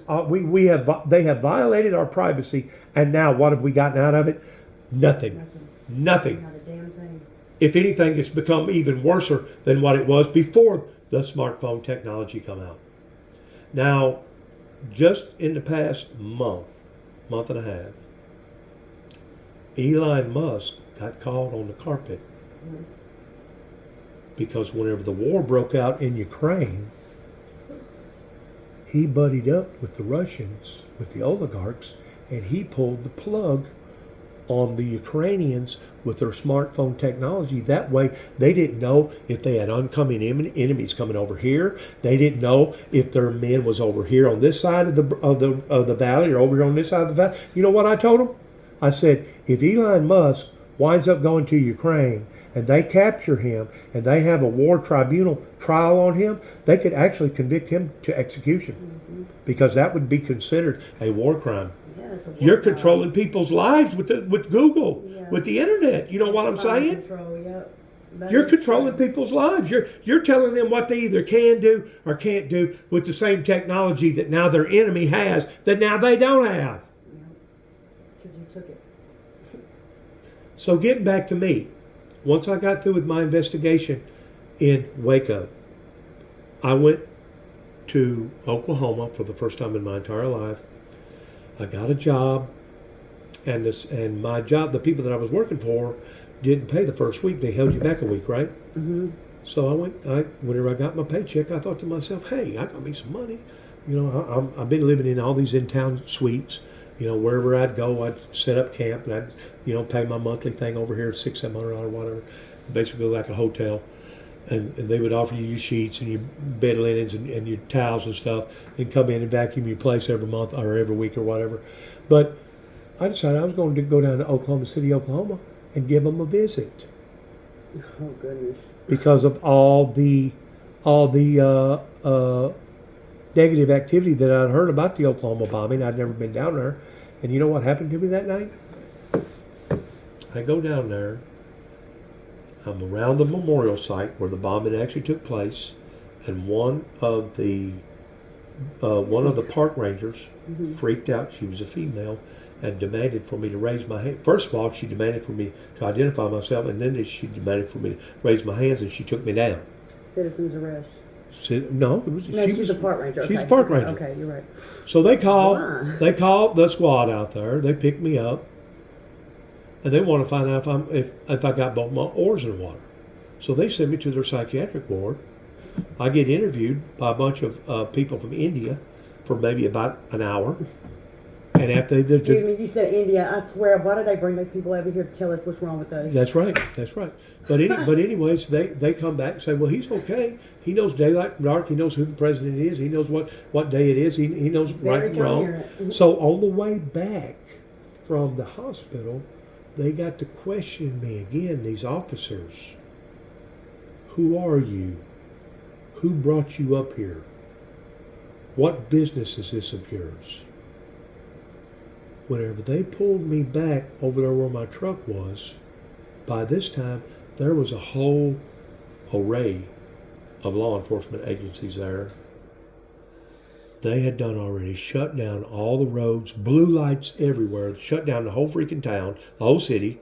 There was helicopters, brought in 3 18-wheelers full of guards, brought in robots, $500,000 robots, and now question me, what the hell's in the back of my truck? Do y'all guys, like Black Ops guys and stuff, do y'all not have lives Words to and live. Yeah. Right. Do y'all not have lives to live other than pouncing on somebody that basically one of your rangers freaked out over? So they keep asking me, what's in the back of your truck? And I swear to God, I promise you, I'm not lying. I literally thought that everything in the back of my truck was out of there because I was working and I'd put everything in a secure area. Mm-hmm. But I'm one that always keeps a bedroll, a sleeping bag, and there was a sleeping bag in the back of my truck. It was red in color, and just so happens where I parked my truck, it was as if you took the sleeping bag and set it directly in the center of the bed, perfectly on both sides, and they thought the damn thing was filled full of TNT. And we're the smartest country in the world. They thought it was filled full of TNT, or was using this as an excuse to do basically a Distraction. a test on me. Yeah. To basically do what do they call it whenever they're trying to get their people up to date? Like you said, a test, but it's called Like an experiment. an operational experiment is what that was. An operational experiment because it was in the public. It had to be done a certain. Yeah, it was an operational. That's experiment. right. So they kept telling me. They kept asking me about what was in the back of my truck, and they kept telling me, "You're not arrested. We haven't arrested you. You're just being physically obtained. You're just being physically obtained. You're not being arrested." So, well, how come I'm handcuffed and how come I'm in back in this car? Say do you know they took you had the right to remain silent, the Miranda right. They don't have to Mirandaize you no more. No, never got read that because I never was arrested. Well, I'm sure then I never was arrested. They still are supposed to read you that. This was in 2009. Yeah, they were still supposed to read This you was that. 10 years ago. Mm-hmm. In the meantime, I'm looking around. The whole town is nothing but blue lights and red lights. And I'm thinking to myself, what is going on? It was like something out of a horror movie. I've been there, believe it or not. They wound up taking a robot and putting it back into my truck and poked a hole in the side of my camper and put a bomb back there and activated it and almost blew my camper from off the freaking vehicle and put it all over national news like I was another Timothy McVeigh. I was another Timothy McVeigh. They was promoting me as a Timothy McVeigh. Why did a robot do it? Why didn't the humans go check it out? Well, because they thought it was a potential danger. But they knew what they were doing. They was saying that. Yeah. They was using that as an excuse. Yeah, they knew what they were doing. That's why they sent the robot in to do it. At 6 o'clock in the morning, they kicked me out of the police car and said, "Mr. Jackson, you're good to go." I walk over there, and there's all these damn cameras. There's all this glass around and all this damage. And all of a sudden, they start asking me all these questions. What is this all about? How come this has happened? And I unload to them pertaining to my investigation that what's went on here in Oklahoma City, Oklahoma was not right. I said, there's people right now that's crying out in their graves right now because they're seeking vengeance upon what happened here. Because there's no way in hell that 3,000 pounds of fertilizer that you throw out here in a manure patch or somewhere done this kind of damage. Not by itself. They put me all over the news. The next thing you know, I was on national news. I was on world news. I was on world news. Well, that day, I stayed in town. I made a couple appearances. But by the afternoon, I've got military squad all over me, all around my vehicle. And I had no idea that I'd walked into my own entrapment that I didn't even know about because they have an annual marathon once every year because of the Oklahoma bombing. And just so happens I was there on the weekend that they was having the marathon. Your luck's not too good, is it? So I get in my vehicle, kick around some military vehicles because they're questioning me. What's all this about? What are you doing out here? You got any special training in explosives, etc.? I leave, go around, and the only way that I know to go back to where I was living at the time in a hotel was to go back in the same direction that I went. And as soon as I went around two red lights, there's a whole freaking squadron of freaking blue lights out there. But now it's not the county. It's the Fed. The feds. It's the military. Now I've got a freaking helicopter sitting there looking at me, choo, choo, choo, choo, choo, with two big freaking missiles pointed directly at me while I've got Secret Service and U.S. Marshals questioning me, what the hell are you doing out here? That's my question exactly. What the hell are y'all doing this to me? They said, you cannot be doing this. I said, what are you talking about? They said, you have been identified on every network out here in Oklahoma City, Oklahoma. You're on national news. They said, we value your life and we're afraid somebody's going to kill you. Looks like they're the ones that was trying to do it, don't it? I said, well, y'all's the ones that done it. I said, there was no reason why that y'all should have done what you done last night, because you asked me 100 times if I had any type of implications towards wanting to do any type of bodily harm to anybody. And I told you 1,000 times, no, 1,000 times no. And just because I couldn't answer one question about what was in the back of my truck, y'all freaked the hell out. Because you forgot what was in there. Because I'd forgot what was in there.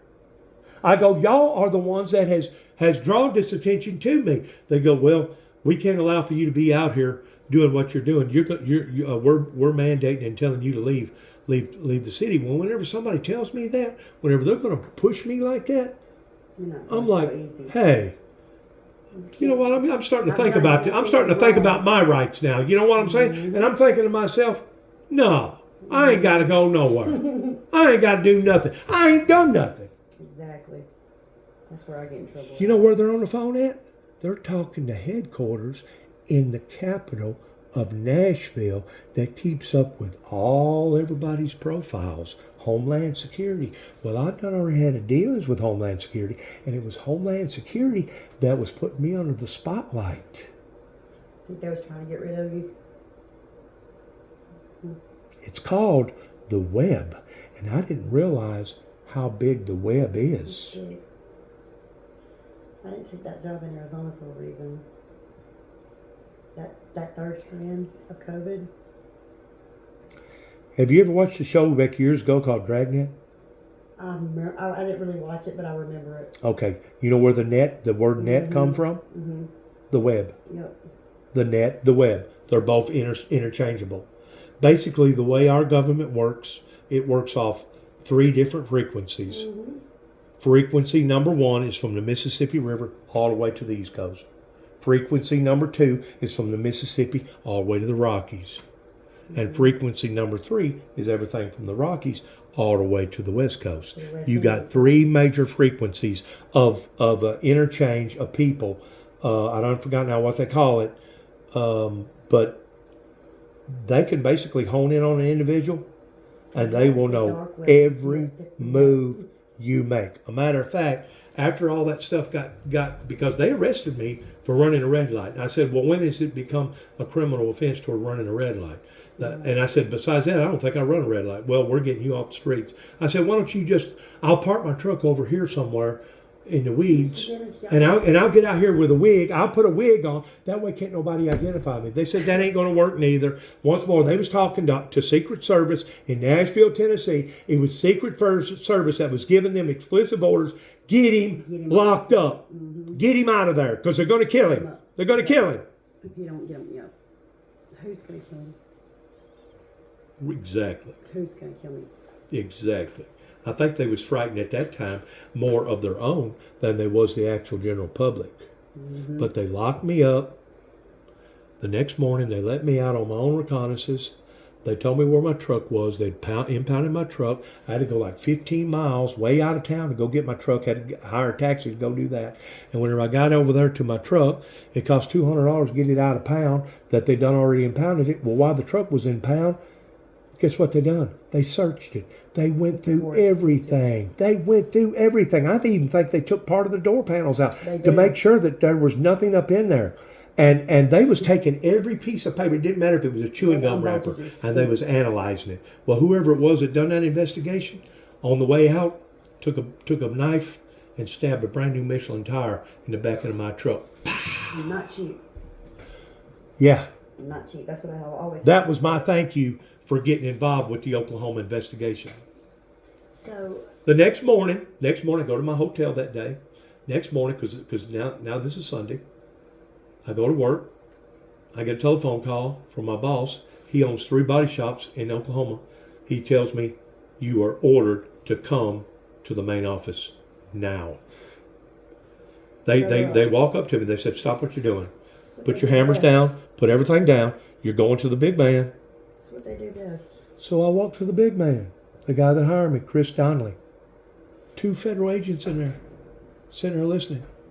He said, we can't keep you on board. We're fixing to let you go. He said, we cannot have this type of negative attention on us, owning 3 different body shops here in Oklahoma City, Oklahoma, and we're not going to have you bringing this type of negativity into our lives. And you didn't. Well, guess what? About 5 years later, he sold all 3 of those branches and come out being a multimillionaire. Moved to Texas. I'm still in contact with him. And come to find out, there was a cover-up in Oklahoma City, Oklahoma, because I was fortunate enough that I was in Los Alamos, New Mexico, north of Albuquerque and Santa Fe, New Mexico. Los Alamos, New Mexico is where they have a laboratory that actually was a brother or sister to Oak Ridge, Tennessee, that helped to create the atom bomb.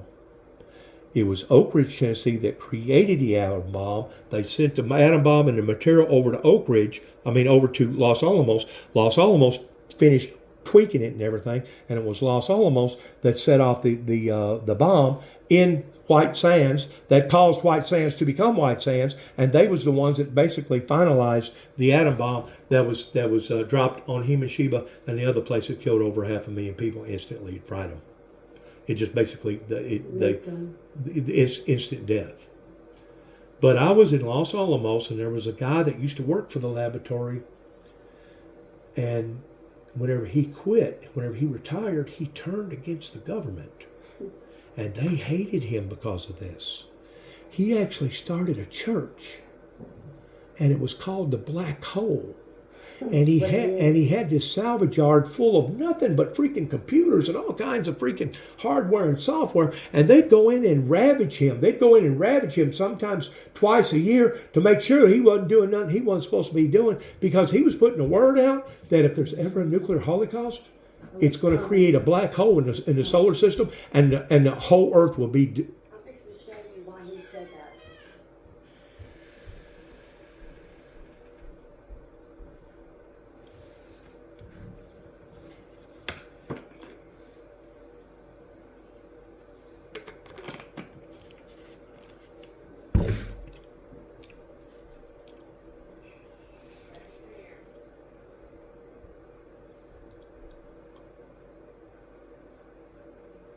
The guy's name was Ed Groth.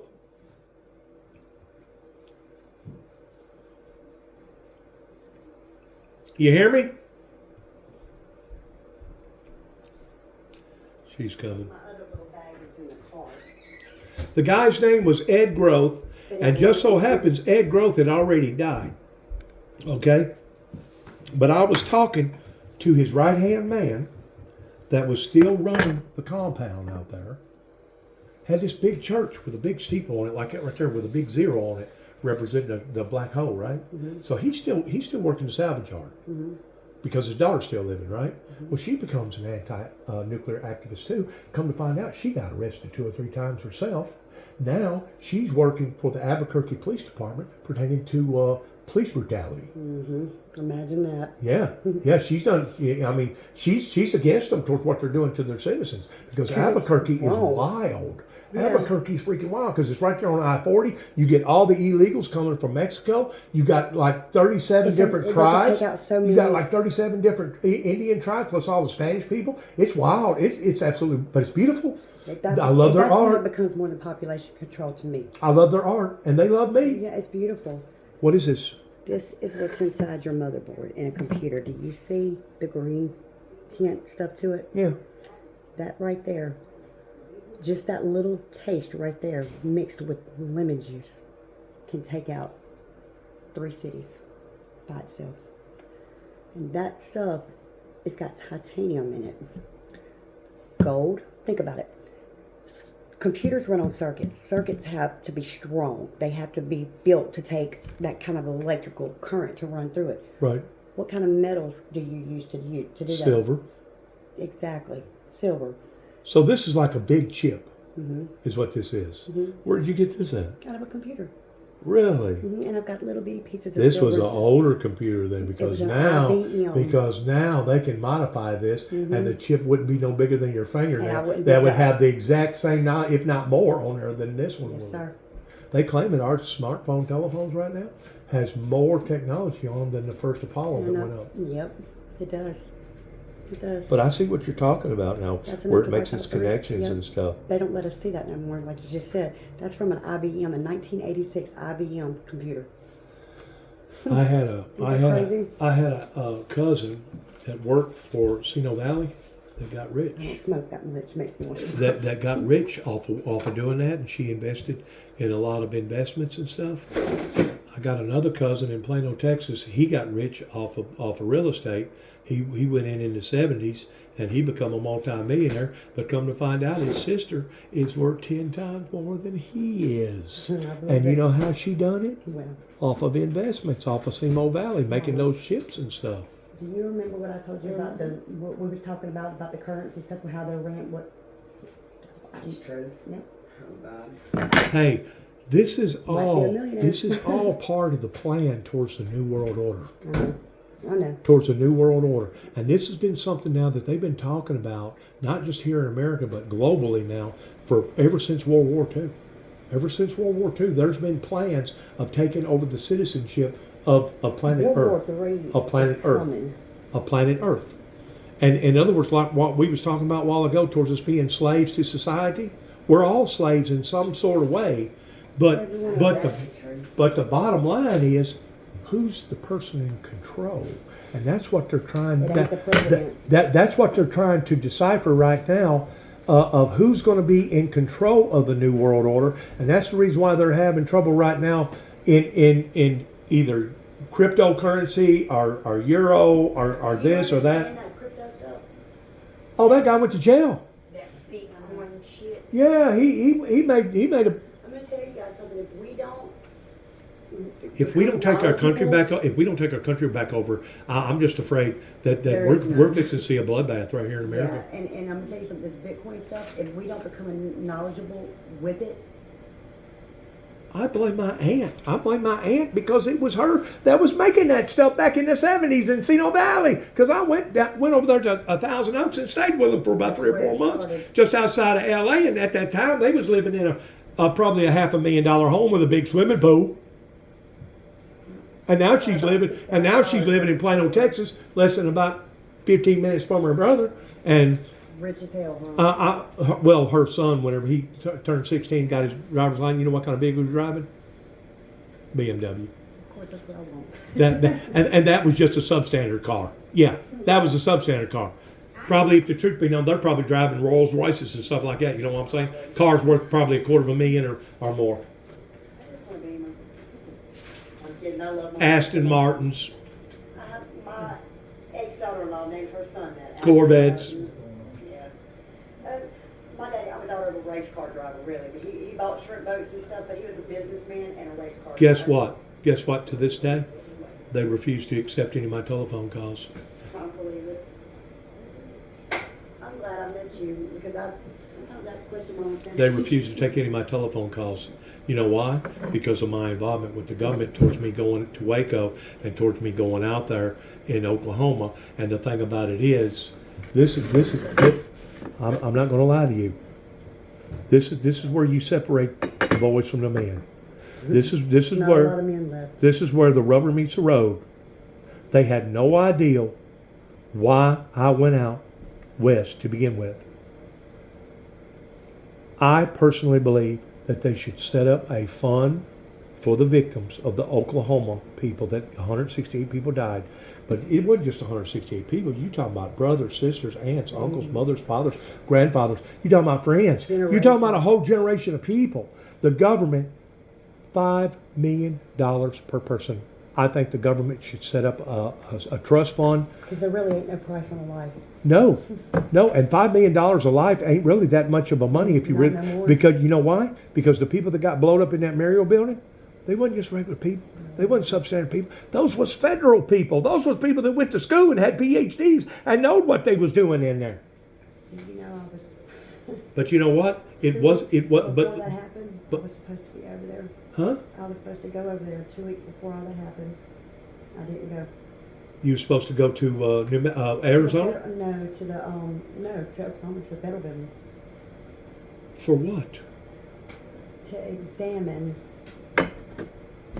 IBM computers. That was in the federal building. Who was you going to be working for? The government. Had badge, had everything, was cleared, had All right, let me ask you this. During the total chaos that day, whenever the building blowed up, first thing the media started spitting out, it was an attack by a foreign substance, foreign country. That's the first thing they started talking about, right? They was putting out bad information. First thing.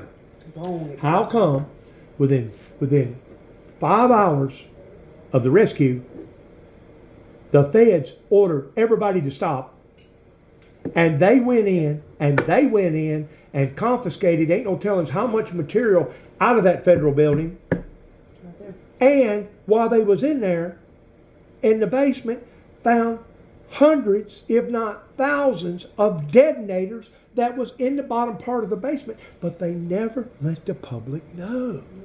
But they found it.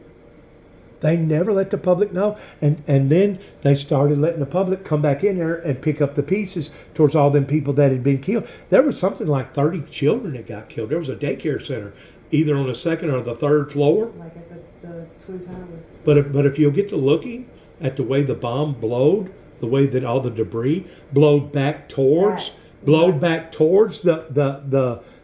Ryder truck, Where was that's the bomb? theoretically impossible. That's what I said.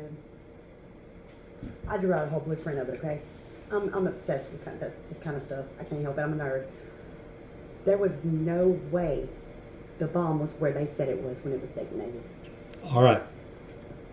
This is the first thing that flipped me. First thing, Timothy McVeigh was going to park the original Ryder truck that had the bomb in it underneath the corridor where the parking area was, but he miscalculated and the Ryder truck was 3 inches too high and it wouldn't go under the viaduct. Yeah, that's what we So, because he couldn't park it on the inside, he parked it in front of the building.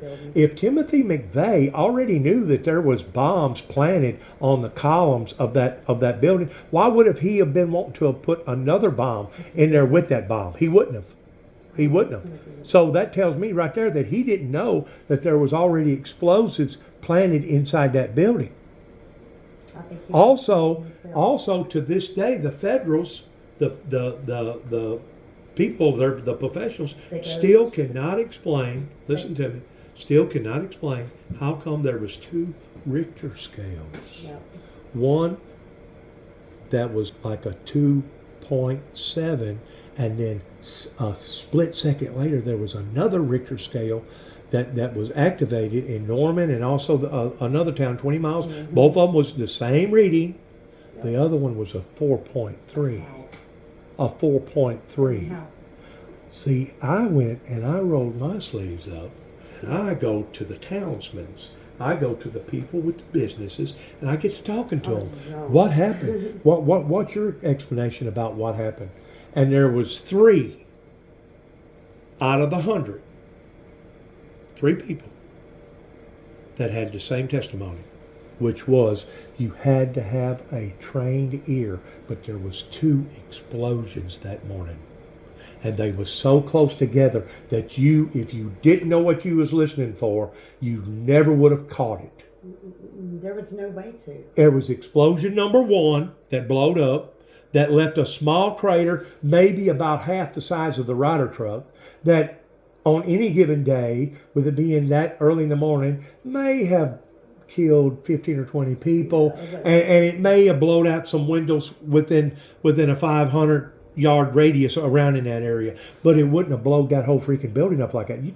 Keep in mind And that federal building was. I felt it. Hey, that federal building was made out of 18 inches of concrete, and it had freaking steel beams in it, just like the freaking With the bulletproof windows and all. Yes. Yes. You know what happened? Let me tell you what I happened. think there was somebody the government wanted to get in there, and they just took them all out. Nope. What? It's something even stupider than that. It goes right back to Waco. You know, they claim all roads lead to Waco. My mom said that. I told you a while ago that it's one of the biggest breaches that our American government has ever done. And right now, it's one of the biggest anti-government movements that the government has ever seen in America. And it's because they messed up. It was a cover-up out in Waco, pertaining to what the ATF and the FBI done after they gassed them people and set them up towards, using entrapment techniques towards selling them all them guns.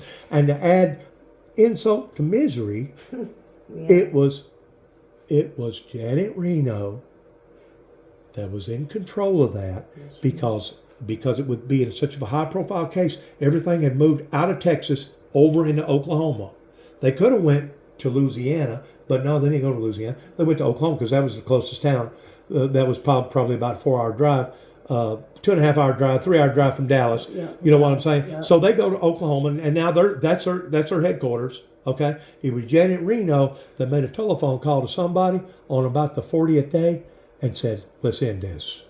This is embarrassing us. This is making us all look like idiots." Because you keep in mind, at first they was focused in on a terrorist attack on the Twin Towers that costed about $30 million for the damages that the actual terrorists actually did do. And that's where all the media was at first, until once they found out what was going on in Waco. And then it was a day-to-day, day-by-day, everyday event. And of course, you kept seeing David Koresh holding the Bible. It's about the seals. It's about the 4 horsemen. It's about the seals.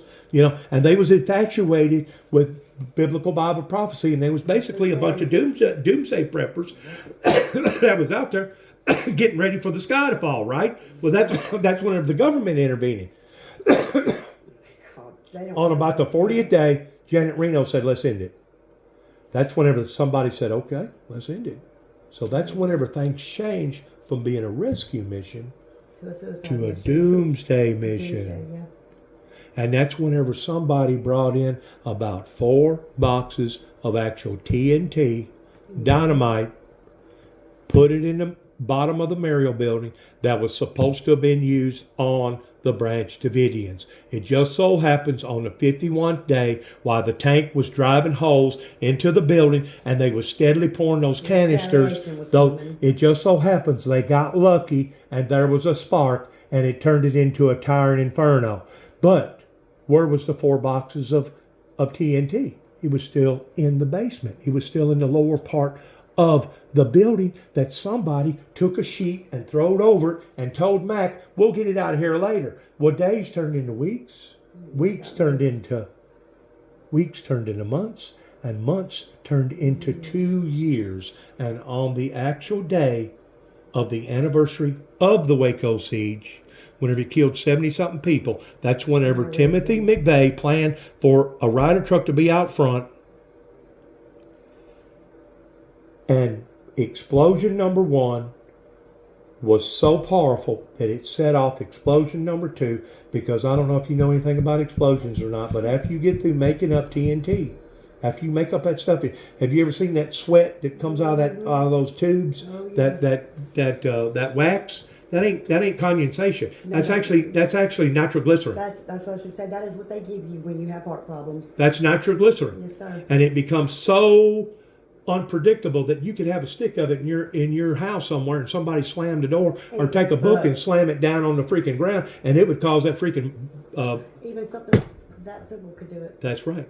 Yes, explosion number 1 caused explosion number 2. You know why I know that? It's because of the individual that I talked to that was in control of the black hole that was called upon by the federal government. Listen to me. Within a week after all that shit took place, they hired 3 people that was experts that worked for the United States military, and all 3 of them went down there and stayed for about 30 days. And you know what their final analogy was? Not only did they think it was a bomb over here, not only did they think that it was a bomb over here, but they thought it was a possibility there was 3 bombs that caused that kind of damage. And you know what the state regulators done? You know what the mayor and all them other people done? They swept it under the rug because it was too complex, and we're just going to blame it all on the Ryder truck and 3,000 pounds of freaking manure. Manure. They could have brought 10,000 pounds of manure. And no. Actually, I checked. Actually, the federal government took 3 trucks and they used three different formulas. One of them was on gasoline, one of them was a diesel, and another one was airplane craft fuel.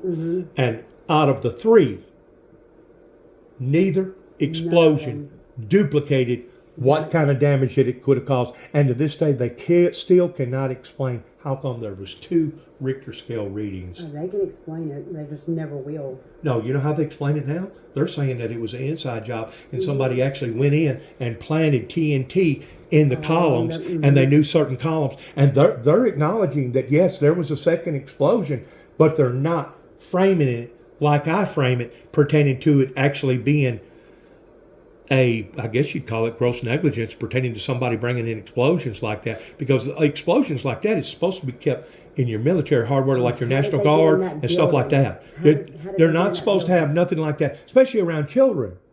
I wouldn't know how they got in the building with it.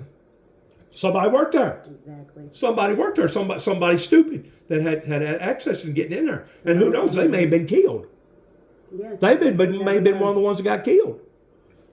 Yep. So as far as actually getting a testimony from somebody that actually knows the truth in what actually occurred, probably won't never know. They won't. That will never come out. But you know good and well something was up whenever they called that rescue service off within 5 hours, and they went in there and started pulling out records. They had something to hide. They didn't want the public to know. And while they was in there looking, they found all them detonators. And if you don't believe me, look up the documentary called The Noble Lie. And you will see just exactly what I'm talking about. And here a boy from Tennessee goes in there and basically breaks the code. Makes their ass. Breaks the code and makes them look bad. That's why they don't like you. Hey, I cracked the case. I not only cracked the case on what went on in Oklahoma City, Oklahoma, pertaining to killing 168 people that day, but also cracked the case towards what went on with the ATF of how that they purposely entrapped panhandling on a bunch of weak-minded people that was expecting for the freaking sky to fall. And they are trained to wait out any kind of situation like that. They're not supposed to do what they've done. No, especially once they identified that their plans had been spoiled. That's whenever the supervisor should have called it off. Yep. But to put 90 canisters of tear gas compound into that just makes that made me sick at my stomach whenever Me every time you say it. after I stayed there for 3 days on the compound and I went within that 5-mile radius. I actually had tears in my eyes interviewing those people, because I know that what went on should not have ever went on. And as far as I'm concerned, to this day, the United States government has not made it right pertaining to not only what went on in Waco, but also what went on in Oklahoma, because it's tied together, kind of like the Hatfields and McCoys. You can't separate one from the other. And they wonder why people fly planes into our buildings. Why not? We're doing it to ourselves. Our people's killing our people. Why not? Why not? Well, if the truth be known, there's probably some of your third world countries like China and Russia, they're probably sitting back and laughing about all this and saying, well, hell, why do we want to go in there and invade America? We'll just sit back and let them weaken themselves towards killing themselves, and then they'll come in and take us over, and then there'll be another regime that will fly off the flagpole pertaining to a whole different set of rules, right, and the Constitution that we know of today will be gone. That's the only way we're going to get rid of it. That's what's going to happen. Because they're not... Why would China, like you said, the Chinese people are very smart. They don't call them the sleeping dragon for nothing. That's exactly what they're doing. They're sitting back and letting us... Well, see, it's China that's bringing in all the fentanyl. Yep, I know. And it was Brezhnev ahead of Gorbachev in the Ronald Reagan's administration. You remember Gorbachev that had that thing on top of his head? It was a birthmark, and everybody said that he was part of the mark of the beast, because it was Reagan and Gorbachev that made the agreement that about a few months later the Berlin Wall fell. Remember all that? And basically a few years after that, the whole government fell. The old USS Soviet Union fell, and that's whenever they reinvented the federal, what's it called over in Russia? Federation. The Federation of Russia. In other words, it's no longer called the old USSR. But the thing about it is, you know who Putin was? Putin was a KGB agent before he ever became Vladimir Putin. become Vladimir. So he knows all about their Kremlin- tricks and Kremlin. trades. And I guarantee you, it's nothing uncommon for those people to either be poisoned or for somebody to be thrown out of a damn hotel with a damn suitcase still in their hand, with a briefcase still in their hand. They kill them people over there left and right. You speak up against. Worse than Hitler could have ever been, and Hitler was a cruel man. He was sick though. He was mentally really, really sick. In a way. But in another way, he was a freaking genius. Because he knew what it took to get them soldiers who turned the soldiers into killing machines.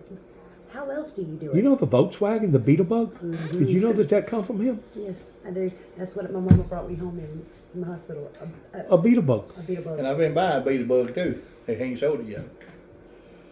Hey, he hasn't sold it? For real? Danny, for real? That's my Beetlebug. It's a convertible too. It is so cute. I get that car up in my name. I was telling her about some of the involvement of my investigations I think he didn't think that I knew some of the stuff that he was saying. of how that the Oh, yeah. government had snooped down into Here you my go. life. Try mine. You and Mama look right there. What I do with it? I don't know, I look but ain't right there either. hey, No, not there. Eat. According, you won't. According to the, Try all up. according to certain Hell people, yeah, my favorite according to thing certain ever. people, I was meddling. Come here. You know what meddling is? Huh? You know what meddling is? I do it all the time.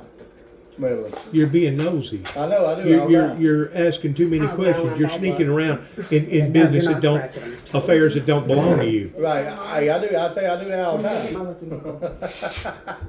I do it all the time. Well, I meddled for a reason. I wasn't just being nosy to be nosy. Yeah.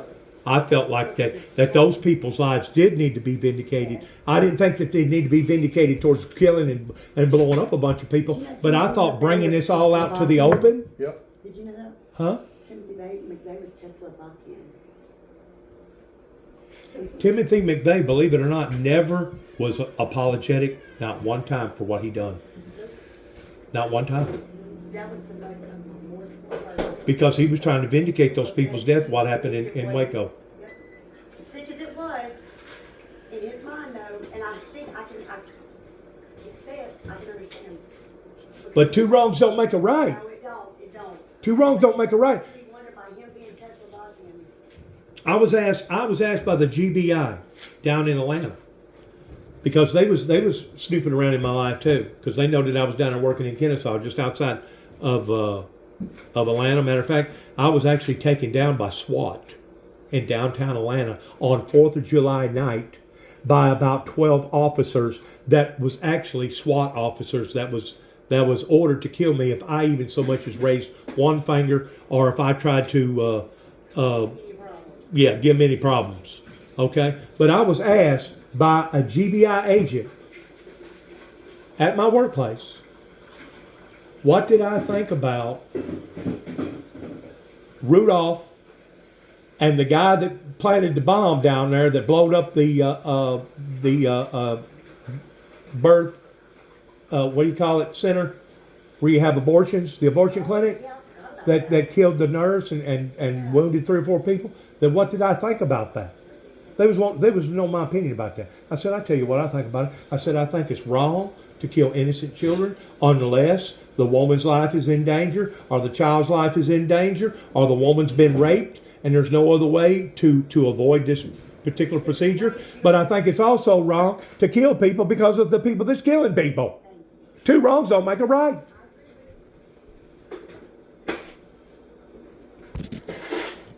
What are you making, Danny? Ice. What are you making? Ice. Oh, ice. Yeah, keep it filled up. But I'm really surprised that I've talked to somebody that was this knowledgeable of all this I stuff. had to learn it when I went to when I took chemistry. Yeah. We have to learn.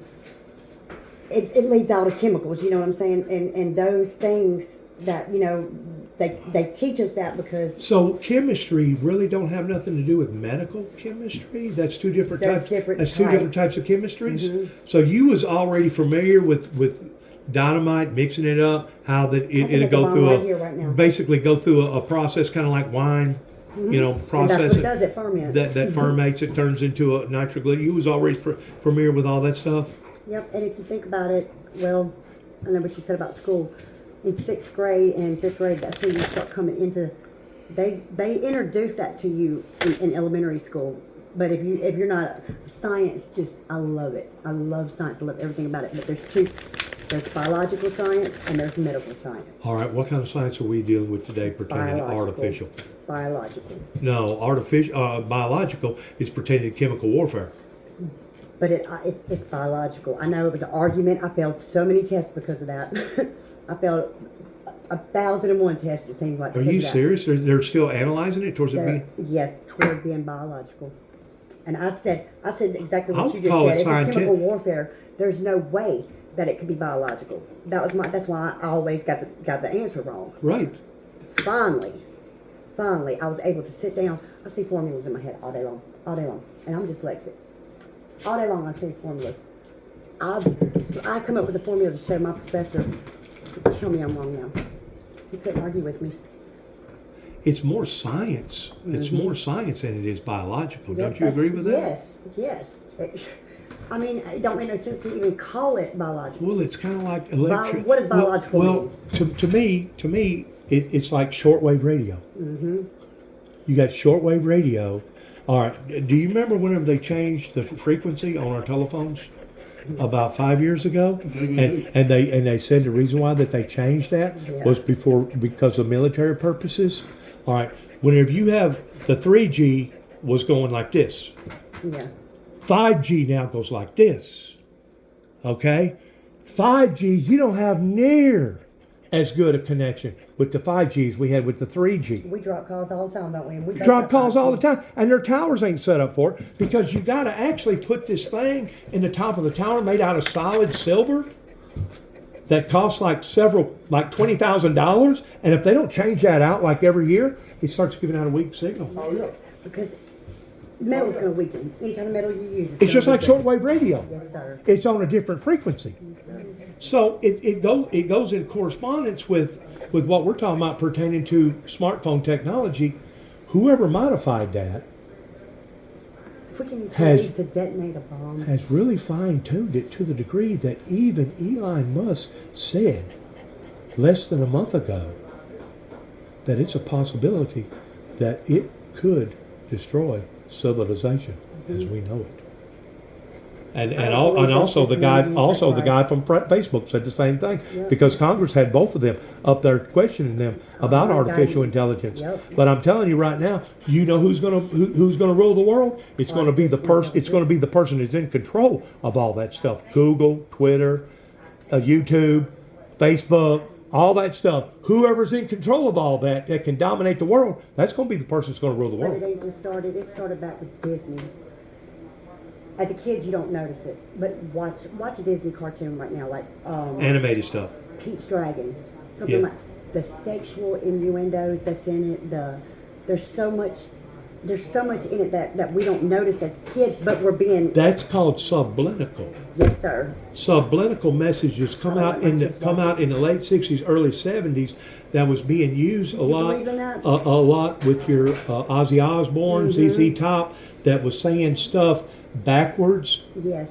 That if you played it backwards, it actually says God is dead or Jesus is dead, and that Satan is the king or Satan is the Lord or whatever. And they was constantly putting these images into our brains that we didn't even realize that they was doing. So what makes them any different from the people overseas that's brainwashing them at birth? It's all power play. Yep. It's all part of the end game, and the end game is Satan is going to try to manipulate humanity to the point that we will basically be enslaved, that we will have to bow down to him, kind of like Obama. Listen to me, kind of like Obama went to the prince at the time over in Saudi Arabia, and not only courtesy towards bow down to him, but also kissed his damn hand with a ring on it. Yeah. No American president should have ever done that. No. Ever. Even if we was at war and they was fixing to take us over. Nope. Never surrender. Nope, not the leader of our country. And since then, Hey, did you not see that meeting with Obama whenever all them people started getting killed over there, and whenever the war broke out in the Holy Land, whenever all the Pakistanis were being killed, he was literally at tears. You know why? Because that's his religion. The religion of Muslim religion. That's his religion. And I'm telling you right now, it's a distorted religion.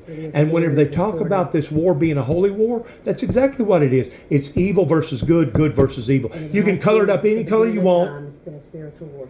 Ever since the beginning of time, they've been wanting to desecrate the Jews. And if you're a Jew, that means you're God's chosen people. But not only has it evolved from just the Jewish sector, but because the Jewish sector rejected Jesus, towards Jesus being who Jesus was, now it has been allotted over to the Gentiles, and now people like me and you have the same benefits as being able to go boldly before the throne and talk to God, just like the original prophets did years and years ago. If your life is within order towards living in the confounds of the Heavenly Father, the Heavenly Father will hear your prayers. And He will take care of you. And He'll take care of you, because you are now have been engrafted into the Heavenly Father, the kingdom. You're part now of the kingdom. And like I told my son, I said, my son, your soul no longer belongs to you. Whenever you give your heart and your life over to God, I said, you give your soul over to the Lord, and now the soul that's within your carnal frame does no longer belong to you. It belongs to God. And now how you deal with that, how you multiply that, how you cultivate that within your body is going to be a determining factor of how you either get rewarded or get punished. Yep. Now they'll tell you, well, you're trying to work for your salvation. No. There are certain principles that goes along with salvation. You know, it's like whenever the Heavenly Father, is asking you to come into His kingdom. One free ticket's what we won. Free ticket? Just one on one of them. Whenever the Heavenly Father is asking you to come into His kingdom, that is basically it's a request. It's a choice too. It's a choice. He's asking for you to come and be part of His kingdom. But now, after you have become a family of His, then it's no longer just a quest. Then it becomes an order. That's where the word commandments come from. You might look at me crazy, but I have to tell you this. I don't agree completely with the Bible. I believe that there's some way bigger than us, because there's no reason why I'm here. There's some imperfections in the Bible. There's some contradictions in the Bible. So smart, so beyond us. The serpent, the Adam and Eve stories, the Sodom and Gomorrah. There's just things. Well, you got to be practical about it, and you got to take science and put it together with the history of the Mayans, and go all the way back to the DNA and how that we can now measure time. It's more difficult to measure through rocks than it is wood and stuff like that. But we can measure through time, basically, of when and where the Garden of Eden was. And you know what they're saying now? What? It's not where they said it was. I know. It's over there closer to Saudi Arabia. Yep. There's been questions on is the Holy Land, the Nile really River, Nile River, all that. But I'm going to tell you something else that's going on right now. Prophecy's being fulfilled even as we're sitting here talking. Revelation is coming to a head. It's like a pimple being popped. Pertaining to the river Euphrates drying up. Yeah. And the Mississippi River drying up. And everything being disproportionalized. You know why it's happening that way? It's because of OPEC. Is because of the oil industry that has drained all the oil out of the ground that was put there, that was put there for a friction reducer, and also put there for a heat shield of eliminating the heat that's in the center of the earth escaping to the outside of the earth. In the center of the earth, it's 10,000 degrees. It's the same temperature as the sun. Whenever it comes out of a volcano, it's only 1,792 degrees. But I'm telling you, whenever it's way down there, over 3,000 miles deep, it's over 10,000 degrees. And imagine, and now it's escaping. When our ozone layer is getting thinner, it's getting closer. That's to because of the carbon dioxide that's going up into the atmosphere. It's also creating You know this what they make dome. rubber out of? It's creating this dome that's holding the heat.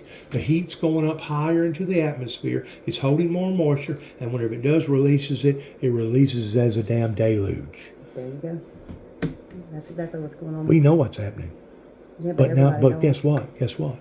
They knew what was going on and what the consequences was going to be, going all the way back into the Carter era. And they went to Carter and they told President Carter, they said, this is what's going to happen eventually if we continue to keep draining oil out of the ground and burning fossil fuels. You know what they said in the White House? Do it anyway. They said, get back with us whenever it starts happening. Yep. Well, Deal guess with it. what? 40 years later, now it's happening. happening. And you can't flip a damn switch and turn it off like a light switch. Yeah, and the Earth's crust is not what it once was. Well, it says in the Bible that there's going to be a massive earthquake over in the Middle East, that the whole earth is going to open up, and that's whenever the Lord's going to come back pertaining to New Jerusalem. This is all coming about. And basically, you're on the planet called hell. Oh, I believe that firmly. That's what I was going to This earth is going to actually turn into nothing but a fire and brimstone, because that's what it was originally back And that's hundreds of why. millions of years ago. It was basically a burning star. But the reason why is because of the global warming, because of the heat. The Earth is so hot. When that sun and the Earth's crust and when it meets up, what else can it do? Melt. I just believe we're going to be nuked by our own doings, our own Earth. You know what I'm afraid of? Mother I'm Earth. afraid that we're going to become so miserable down here that scientists are going to get together and say, well, you know what? Let's create a nuclear winter. Let's They've blow already up bombs. Let's blow up bombs and create a nuclear winter, in which that will work for temporarily for a while. But you know, whenever the Bible says that the sun is going to become as dark as sackcloth, do you realize what that's going to do to the agriculture communities? There's That means your crops out here ain't going to be able to grow adequately. And there's no chemical as of right now that can be cold enough to make cold enough, not what you call it, Freon. Freon, nothing, no matter how much you use, that can weight down that kind of heat. Well, they started out thinking that it They're was trying to do cows it. farting. Yeah, yeah. And then they went from cows farting to aerosol cans, hairspray. Then they went from that to R134 versus R12. Yep. That's whenever they changed over all the car industry, Yep. and that's whenever they had to start equalizing the temperature in the car towards putting dark windows, because the R24 was 3 to 5 degrees less colder than the yeah. R12. So they had to confiscate by darkening all the windows. That way the sun penetrating wouldn't make the fuselage near as hot. Yep. Well, now it's not R124. It's not R12. It's not cows farting. It's the carbon dioxide that we're burning. Well, they went through this big thing towards we're going to build all these cars. We're going to put Cadillac converters in them. We're going to put all these pellets in there, and it's going to reduce carbon dioxide. Well, it will to a certain level. But whenever you have billions and billions and billions of cars on the road that's burning the same stuff, it's going to have an effect. Besides that, have you ever looked at this? If you was to take all the oil that got drained out of the ground since 1907 was whenever Amoco become incorporated. I have an oil rig with Amoco sister. If you look at all the billions and trillions of gallons of oil that's been drained out of the ground, I guarantee you could fill the Grand Canyon up all the way to the top. Not 10 once, times. not twice, but probably about a dozen times. Yes, sir. And if you continue to keep doing that year after What are you gonna year get? after year, you're going to start having some profound effects upon the Mother Nature. What it is, And you it's start messing with the Earth. it's but- actually an ecosystem below our feet, where you have all those platelets that's moving around. You got the high tide, the low tide, the high moon, the low moon. epidermis, the lower it's Everything's moving. Yeah. It's like a live organism, and this stuff is moving around. It is live. And that oil was put there to reduce the friction. Well, what does Not for us friction to cause? take. What does friction cause? Exactly. Causes heat. The heat, yep. Causes heat. And if you don't believe me, pull all the oil out of your motor and see how far you go down the road. Yeah, tell my baby that outside. Probably about 20 miles before your motor locks up. So we're draining all the oil out of the ground.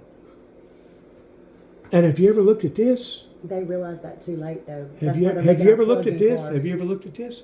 For billions and billions of years, what's been feeding that fire below our feet? Had to be something feeding it. Yeah. It's got to be To the keep it oil. going. It's got to be the oil to keep it going that we've been draining from it.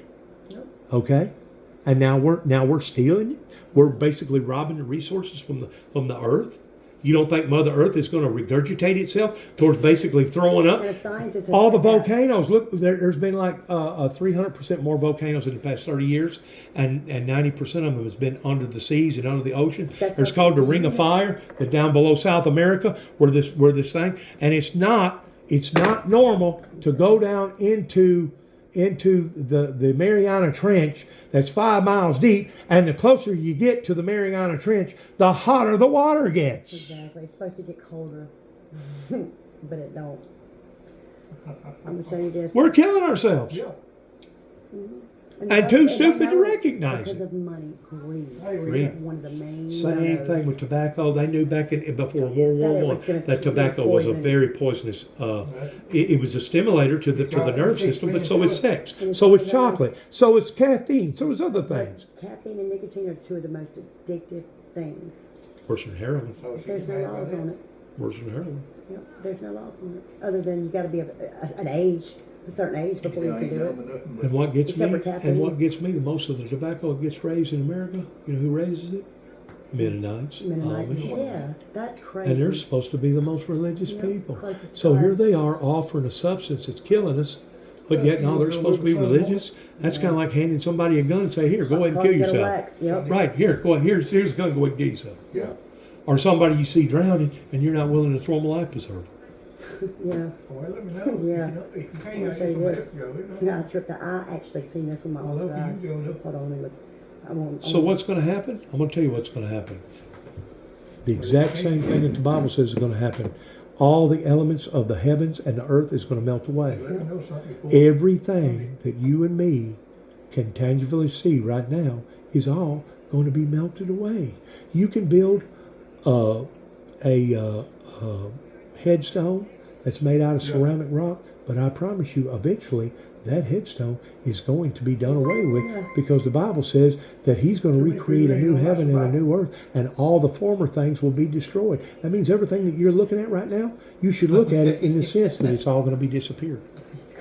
Everybody that you walk and talk to, including myself, physically speaking, are going to be dead, including yourselves. Including myself, yes, sir. And the only thing that's going to survive this is the words coming from the Lord, and the Lord Himself is the only one that's going to survive it. That's provided that you've made the right decision in life and you got God in your life.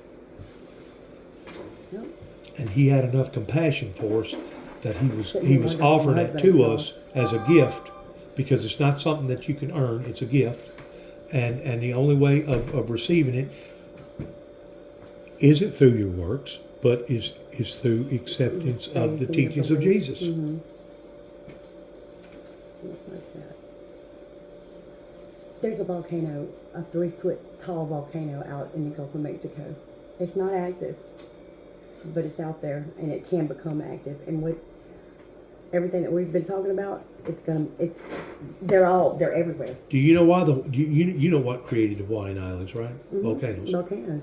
All right, they're saying right now the reason why that it was so hot and dry over there in Hawaii was because of the volcano activity going on below their feet that made the ground so hot. Because they were still getting dews, they were still getting rains, they were still getting storms, but it got so dry over there that it just turned into a powder keg. And whenever that fire started and they put it out and they thought it was out, It wasn't. it wasn't out. It was just getting And started. whenever it started, it turned into a beast. Yep. It turned into a beast. Yep. Here, It's- it's in the. It says it's still there, but it's extinct and can become active again. Look it's at the Jackson volcano, look the mouth of Mississippi. Look at Ireland right now. Ireland just got through evacuating all their citizens. Ireland's fixing to explode. Look it up. Yeah, because look at carbon Ireland. dioxide that they create. The volcano right there is fixing to blow. Their ground is opening up everywhere, and massive, like 1,000 freaking earthquakes. But it's also doing the same thing in Yellowstone. Did you know it? Mm-hmm. Yellowstone ain't getting 100 or 150 earthquakes a day. They're getting more like 1,000. 1,000. And you got these what do they call them? That's coming up everywhere with steam coming up. They know that it's getting hotter. Yeah. I mean, whenever you That's have the earth throwing it up, getting it out. It's got to. And they claim if that daggum thing ever goes off, It's over with. Listen to this. Although the Jackson volcano is now extinct somewhat, the dome still serves as a significant source of carbon dioxide east of the Mississippi River, which is crucial for oil production. The Jackson volcano has been a source of natural gas and minor crude oil since the 1930s. Al Gore, right around the year 2000, ran for president, and he was running against Bush. It's underneath the Mississippi Coliseum. He was running against Bush. Al Gore knew by keeping up with the internet and knowing what was going on with atmospheric changes that the world was changing pertaining to environmental global warming. That costed Al Gore his presidency. You know why? Because the people of Tennessee thought he was crazy, and they accused him of being an owl lover and a tree hugger and an environmentalist, and they wouldn't vote him in. Plus the Republicans put out these lies that if the Democrats become in power, they're going to go house to house, invading people and taking all their guns away from them. And the people was stupid enough to believe it. You remember the hanging chads down in Florida? Yes, sir. I do. That election was stolen. That Republican Party never should have become in power pertaining to Bush. And I still think that that was one of the reasons why that we got hit pertaining to 9/11 was because of what Daddy Bush had done. What Daddy Bush done over there in Desert Storm and Desert Shield pissed a bunch of people off. It killed a bunch of people. You hear me? Whenever he went over there to supposedly going to bring stability to that region towards defeating the axis of evil. And you can't, the Bible says that iron sharpening iron only sharpens more iron. You cannot conform the devil's people, number one, and you're not going to do it physically. You have to do it by the Spirit of God through a revival that will elevate to a revolution. And there's where your spiritual war comes in. The devil's always trying to keep that from happening.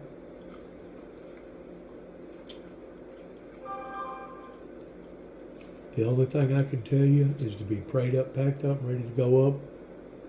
Because at any given second, at any given day, we could be taken out. A matter of fact, every morning whenever I wake up, I thank my lucky stars because God don't have to give us the life and the ability to wake up into this world another day. That's what my mama didn't want me to have no kids. She used to tell me, don't bring no kids into this world. Don't do that. That's cruel. Did you ever bring any at all in here? I've got two.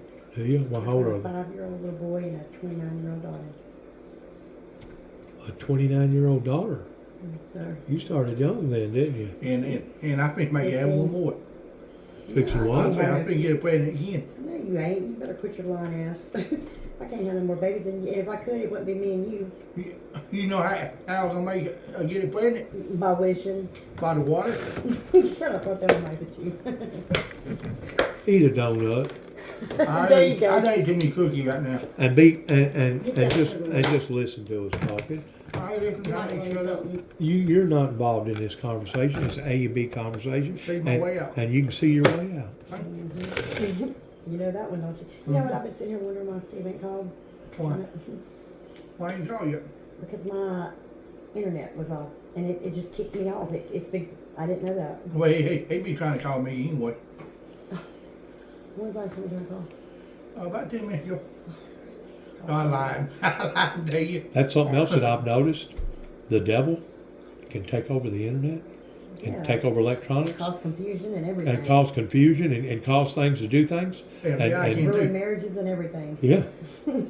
FBI can too. Because people think, oh, I know how she feels in that text message. I can tell by the way she's. No, you don't. You don't. I could be smiling sending a text message, and somebody will say, "What's wrong? What did I say?" You know. This right here that I'm reading. This is something I didn't know. It's throwing me off. It's on Wikipedia. The Jackson, Mississippi Coliseum. See, there's one out in the Gulf too. But this ain't what I was talking about. It's the uplifted terrain around the volcano forms the Jackson, Mississippi Coliseum's dome. What does that mean? An area of dense rock clearly noticeable in local gravity measurements. What does that mean? the dome of the Coliseum. It's the volcano. It's the mound of the volcano, but it's they're saying it's extinct. It's 2,900 feet beneath the city of Jackson, Mississippi, under the Mississippi Coliseum. The uplifted terrain around the volcano forms the Jackson Dome, an area of dense rock clearly noticeable, and it is, you can see it, noticeable in local gravity measurements. Did you know that the Gulf salt water has been coming backing up the Mississippi River for about 60 to 75, maybe 100 miles? It's contaminating New Orleans water supply. Yeah. Yeah. Where I live is right there at the Should've never north. started messing with Where it. I live is in the north is in the Osmosis. northwest tip of Tennessee. Mm-hmm. It's basically the same distance, maybe just a little bit off, towards me going either to the Kentucky state line or to the Mississippi. If you go up towards Reelfoot Lake, that was created by a massive earthquake in 1811, 1812, that actually rung the bells in Boston. Mm-hmm. It was a 9-point-something earthquake that caused the Mississippi River to run backwards for 3 days and 3 nights of filling up this freaking hole called the Reelfoot Lake. If you look, it's the only place in the Mississippi that starts going down from north to south that goes through a zigzag. It goes through a zigzag, okay? That's where the mouth came from. That's where the earthquake, that's where the New Magic Fault is. That changed that right there. But you know what would happen if you was to, if that was to go straight again? There would be such of a mighty, massive flow going down the Mississippi. Whatever water was in the Mississippi would be going off into the Gulf, and the Mississippi would be basically dry. Yep. That's the only thing that's saving the Mississippi is that little zigzag right there, because it actually goes up about 30 feet. Part of it goes up in Kentucky, part of it goes up in Missouri, and part of it goes up in Tennessee. And man, it plays havoc on them tugboat drivers that's got to go through that, especially whenever the river's down.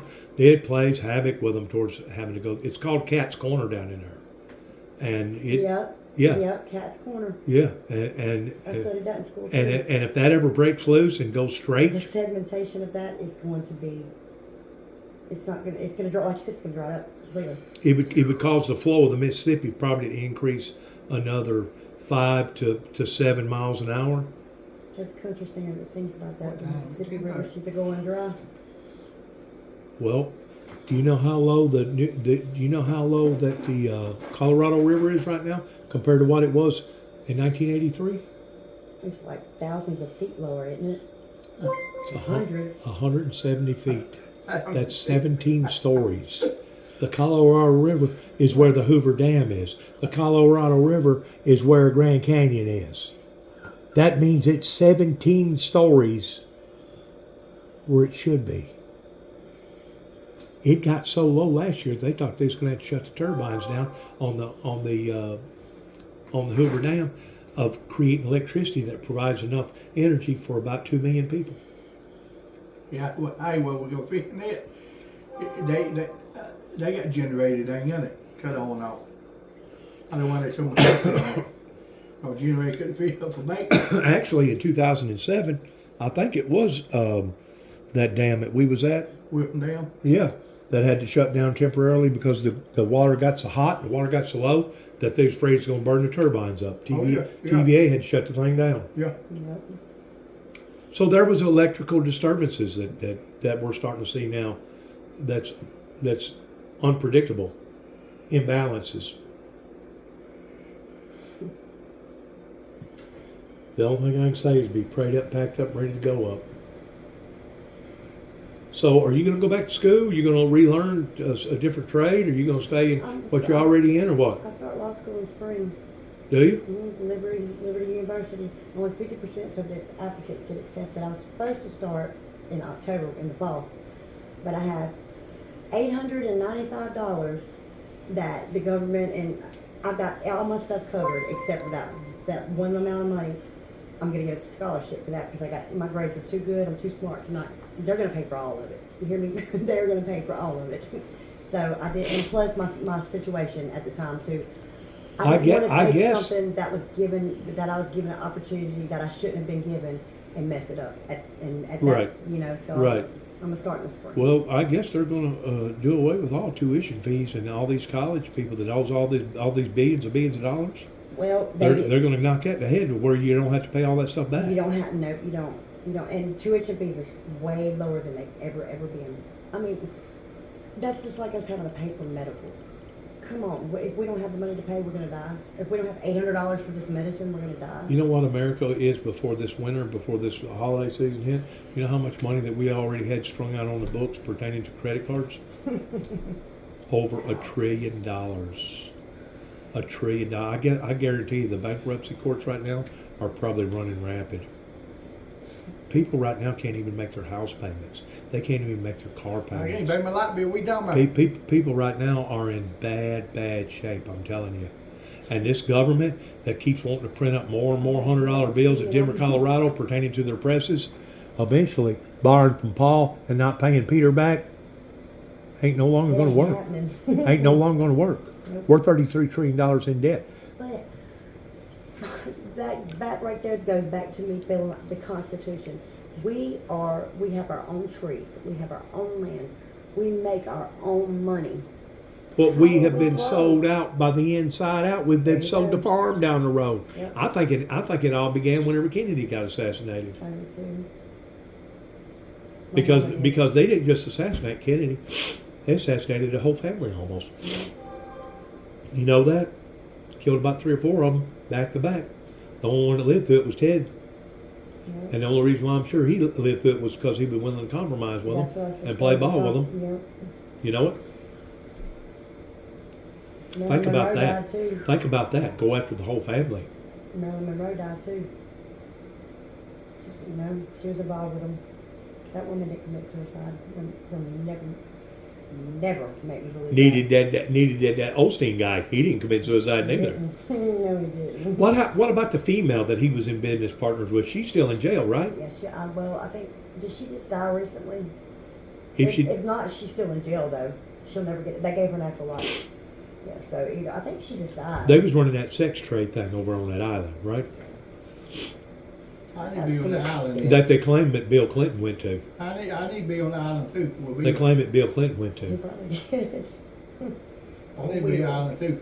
You're just a horny old pervert. We know it. Oh, thank you. At least you don't lie about it. Oh no, there's no denial there. Hell no. I love women. You can't tell. I got 10 women live here. Look, I walked out the room the other night when what's that dude's name that was here when the last time Cook was here that I know about anyway. What? No, he's a white guy. Carter or what? He's a white guy. What's his name? Anyhow, I walked out and he looked at me and said, "Damn, how many women does Danny got living here?" And he said, "They're looking better every time they walk out." I told him, "And they're getting crazier. You better get out of my way." Yep.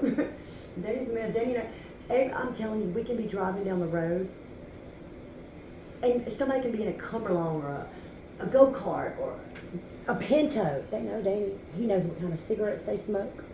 They know everything about him. And it's like, Danny, who do you not know? He's in a circuit. Kind of like the NASCAR circuit. You know, you got people that follow the NASCAR circuit. They get on their RVs and they'll follow them all around. Well, he's in a circuit. He's in the black market circuit. And you don't hear nobody say they. And the thing about it is, he could probably be rich right now if he wanted to really get into the circuit, really towards selling drugs or something like that. Of course, he'd have to compete with other competitors out here. And the majority of the people that's bringing the drugs over here are the people that's in their suit and ties. Yeah. That's the man with Reagan. People go to church every Sunday. The law. That's The law. why you don't want to go. And that's why they get so mad whenever you come into town and you start moving in on their business. Yeah, because that's theirs. You're messing with their money. That's their market. Well, that's their market. I tell some bitch all the time. I say, "How many times you been a millionaire, Danny?" He said, "About twice." I believe it. I do. I do believe it. I'm mad about my phone though. I hate this damn devil. Yeah, Danny, look. Good luck on your Yeah, lawyer career. Thank you. I'm nervous, but I think I got it. I want to fly, and it's got nothing to do with it's now the criminal justice side of it. We have rights that are violated all the time Do in I criminal mean- courts. All the time. Drugstore. And it's just not fair. Just because, Solution to okay, drugs. Here are the listings I for murdered New somebody. Albany Drugstore near New Albany. but you say I did it because you have circumstantial evidence. Circumstantial evidence means I was there. It doesn't mean that I did it. But because there's no other thing for you to, no other way for you to wrap it around your mind, I'm going to go and get killed or do like in prison for it or whatever. Do you know how many people's in prison right now that did not commit the crime that they say that they Sir, committed? yes, sir, it's I do. it's like I think about 7% out of the 100% I know that are some- actually innocent. I know And the somebody reason got why went- that they owned up to that crime is because it was the lesser of the two evils, and they really didn't have. They got a plea bargain. They got a lesser sentence for, That's right. for saying I That's did right. it. And that's admitting guilt right there. That's right. And that takes away their, when you take a plea bargain and admit to that's saying I'm guilty. Right. That takes away your right to any kind of appeal or anything. You're done with. Because the system is that non-proof. Yep, I'll be damned. If I can change one thing in it, I'm going to. Well, you're That's not the changing on the physical aspect of it or the legal aspect of it. But I know somebody that can. Hello? Yes, ma'am. Hello? When are y'all gonna have? When can we run my